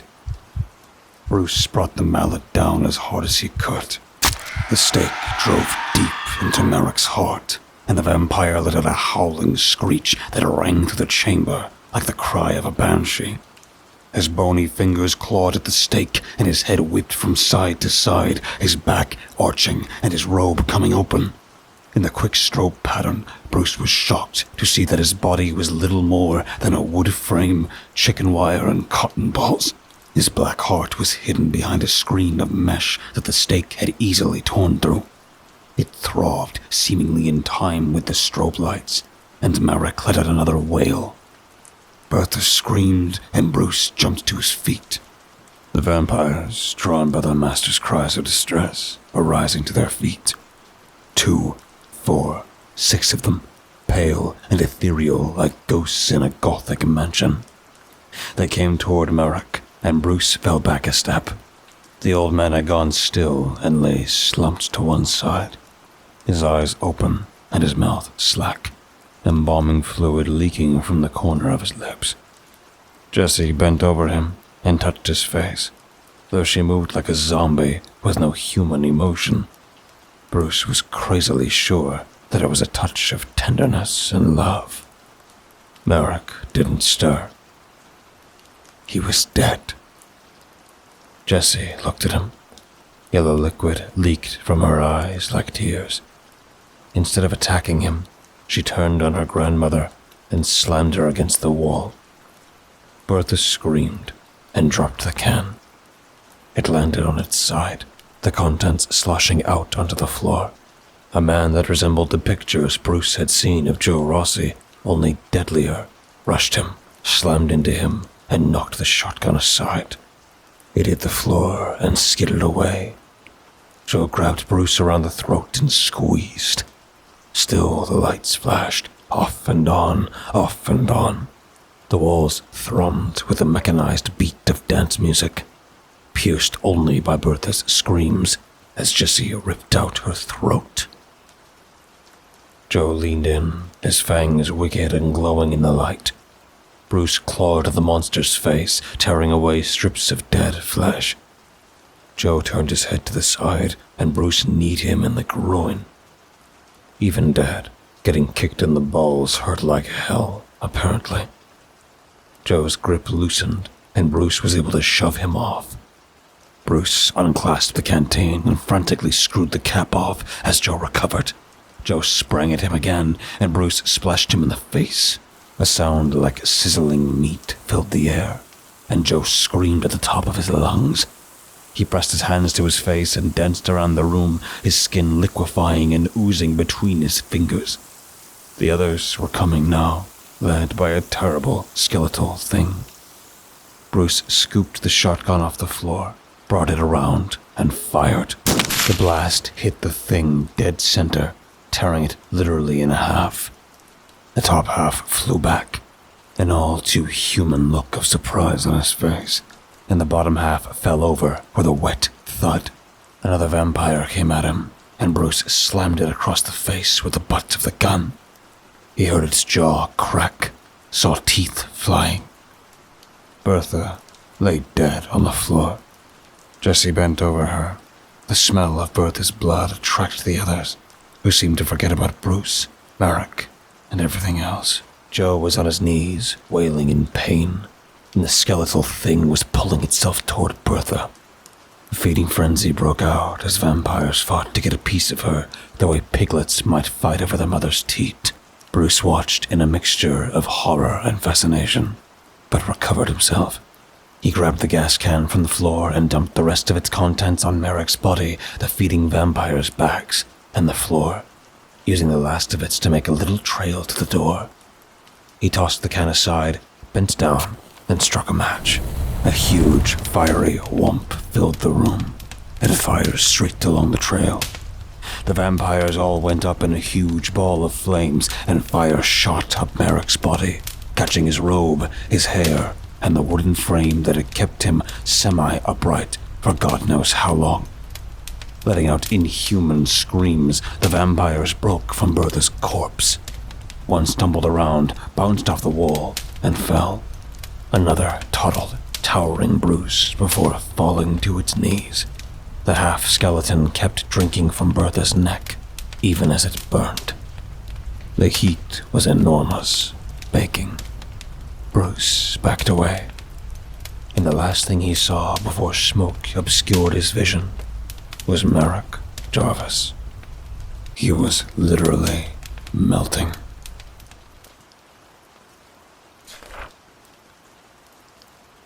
Dominic Mason tried to go home, but he no longer had a home. All of his worldly possessions sat on the sidewalk in front of his building, discarded coldly as easily. His key didn't work in his door, and there was a "for rent" sign on it. Why would it be any other way? He was dead. Sooner or later, everyone forgets you when you're dead, and all the things you held so dear wind up in the trash. It was a hard pill to swallow, but most people aren't around to see it after they die. He was. From his building, he walked east toward Washington Park. In the distance, thick black smoke billowed into the air, and sirens rose. He barely noticed, and wouldn't have cared even if he did. No more rubbernecking for him. That was for the living. The pain that had plagued him so the previous day came back, only less this time. Maybe he was imagining it, but it was getting harder to think. Not that he cared, really. What was there to think about anyway? How he had no one to mourn or miss him. How he died and not one single person, except for maybe his mother, cared or even noticed. How he had done nothing with his life. Even to the woman he'd slept with. What was he? Just another dating app hookup. They probably didn't even remember his name. Merrick had been right about one thing. Death was easy. It was life that was hard. Life that hurt. With that in mind, Dominic made his way to Washington Park. It was a vast and deep place with many small caves and thickets. Kids played on the playground, their cries of laughter scenting the still air. It had grown cloudy and began to rain. Still, smoke poured into the sky in the direction of Club Vlad. Dom didn't wish ill on Merrick and the others, didn't hope it was them burning. He didn't care anymore. Not about them, not about anyone. For better or worse, and he would argue it was worse, his life was over. His time came days ago. He just missed the boat. Picking out an isolated little area, Dom sat against a tree with his legs splayed out in front of him. He tilted his head back and closed his eyes. Yes, thinking was hard now. His mind felt sluggish, cold. He was thirsty. So thirsty. But he ignored it. Slowly, the bugs found him. Flies buzzed around him and laid their eggs in his skin. Beetles scuttled over him, followed by worms. Next, it was the birds. They ate out his eyes and nibbled at his blue, bloated skin. The animals came last. Their appetites were bigger, and they left little remaining of poor, outcast Dominic Mason. That night, Bruce sat alone in his little trailer, a bottle of whiskey wedged between his legs and unshed tears in his eyes. He stared at the reflection in the darkened TV set and took long swallows from the bottle. He planned to drink until he forgot or passed out, whichever came first. He tried to not think about Vanessa, but in his addled state, he couldn't control himself and began to cry. When that storm passed, like the others before it, he chugged from the bottle. As distant church bells clanged the hour, midnight, a feeble knock came at the door. Bruce took another drink, and it came again. Getting up, he stumbled, nearly fell, and gripped the bottle tightly. He didn't want to lose one precious drop. Again, the knock. I'm coming. Bruce slurred. He staggered to the door and fought with the lock. He was dizzy and seeing double. When he got it, he opened the door. The bottle dropped from his hand and clanked onto the floor. Vanessa, clad in a puke-green hospital gown, stood on the step, her hands pressed to his chest and a look of anguish on her milk-white face. Her head tilted to one side, the wounds on her neck cleaned but open, gaping. Her dark eyes shone with tears. I'm dead, she said. Breaking down in tears, she collapsed against him, and they sank to the floor. She was cold and smelled. Bruce wrapped his arms around her and held her to his chest anyway. Shh. It's all right, he said drunkenly. Hey, it's all right. I'm dead, She repeated. I don't want to die. Bruce held her close, trying to warm her icy skin. He didn't know what to say, so he cried with her. You're safe now, he said. It's gonna be okay. I want blood, she said, then sobbed harder. I want to hurt people. Shh, shh, shh, shh, Bruce said again. It's okay. Reaching into his pocket, he pulled out a utility knife. He flicked the blade across his wrist, and searing pain shot up his arm. Here, he said, offering her his blood. Drink this. He did this without care and without thought. She needed him, and one barnacle head always backs up another. Vanessa hesitated, looking from his face to the oozing blood, unsure. Go ahead, he told her. Vanessa brought his wrist to her mouth and began to drink.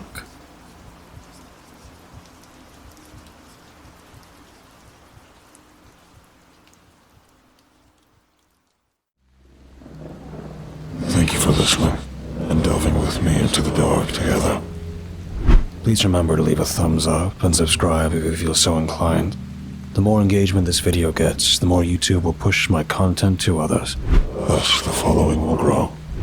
All stories read in this channel will be available on Spotify, iTunes, and just about everywhere else. Links in the description. Thank you for listening and feeding the cause. We'll be seeing you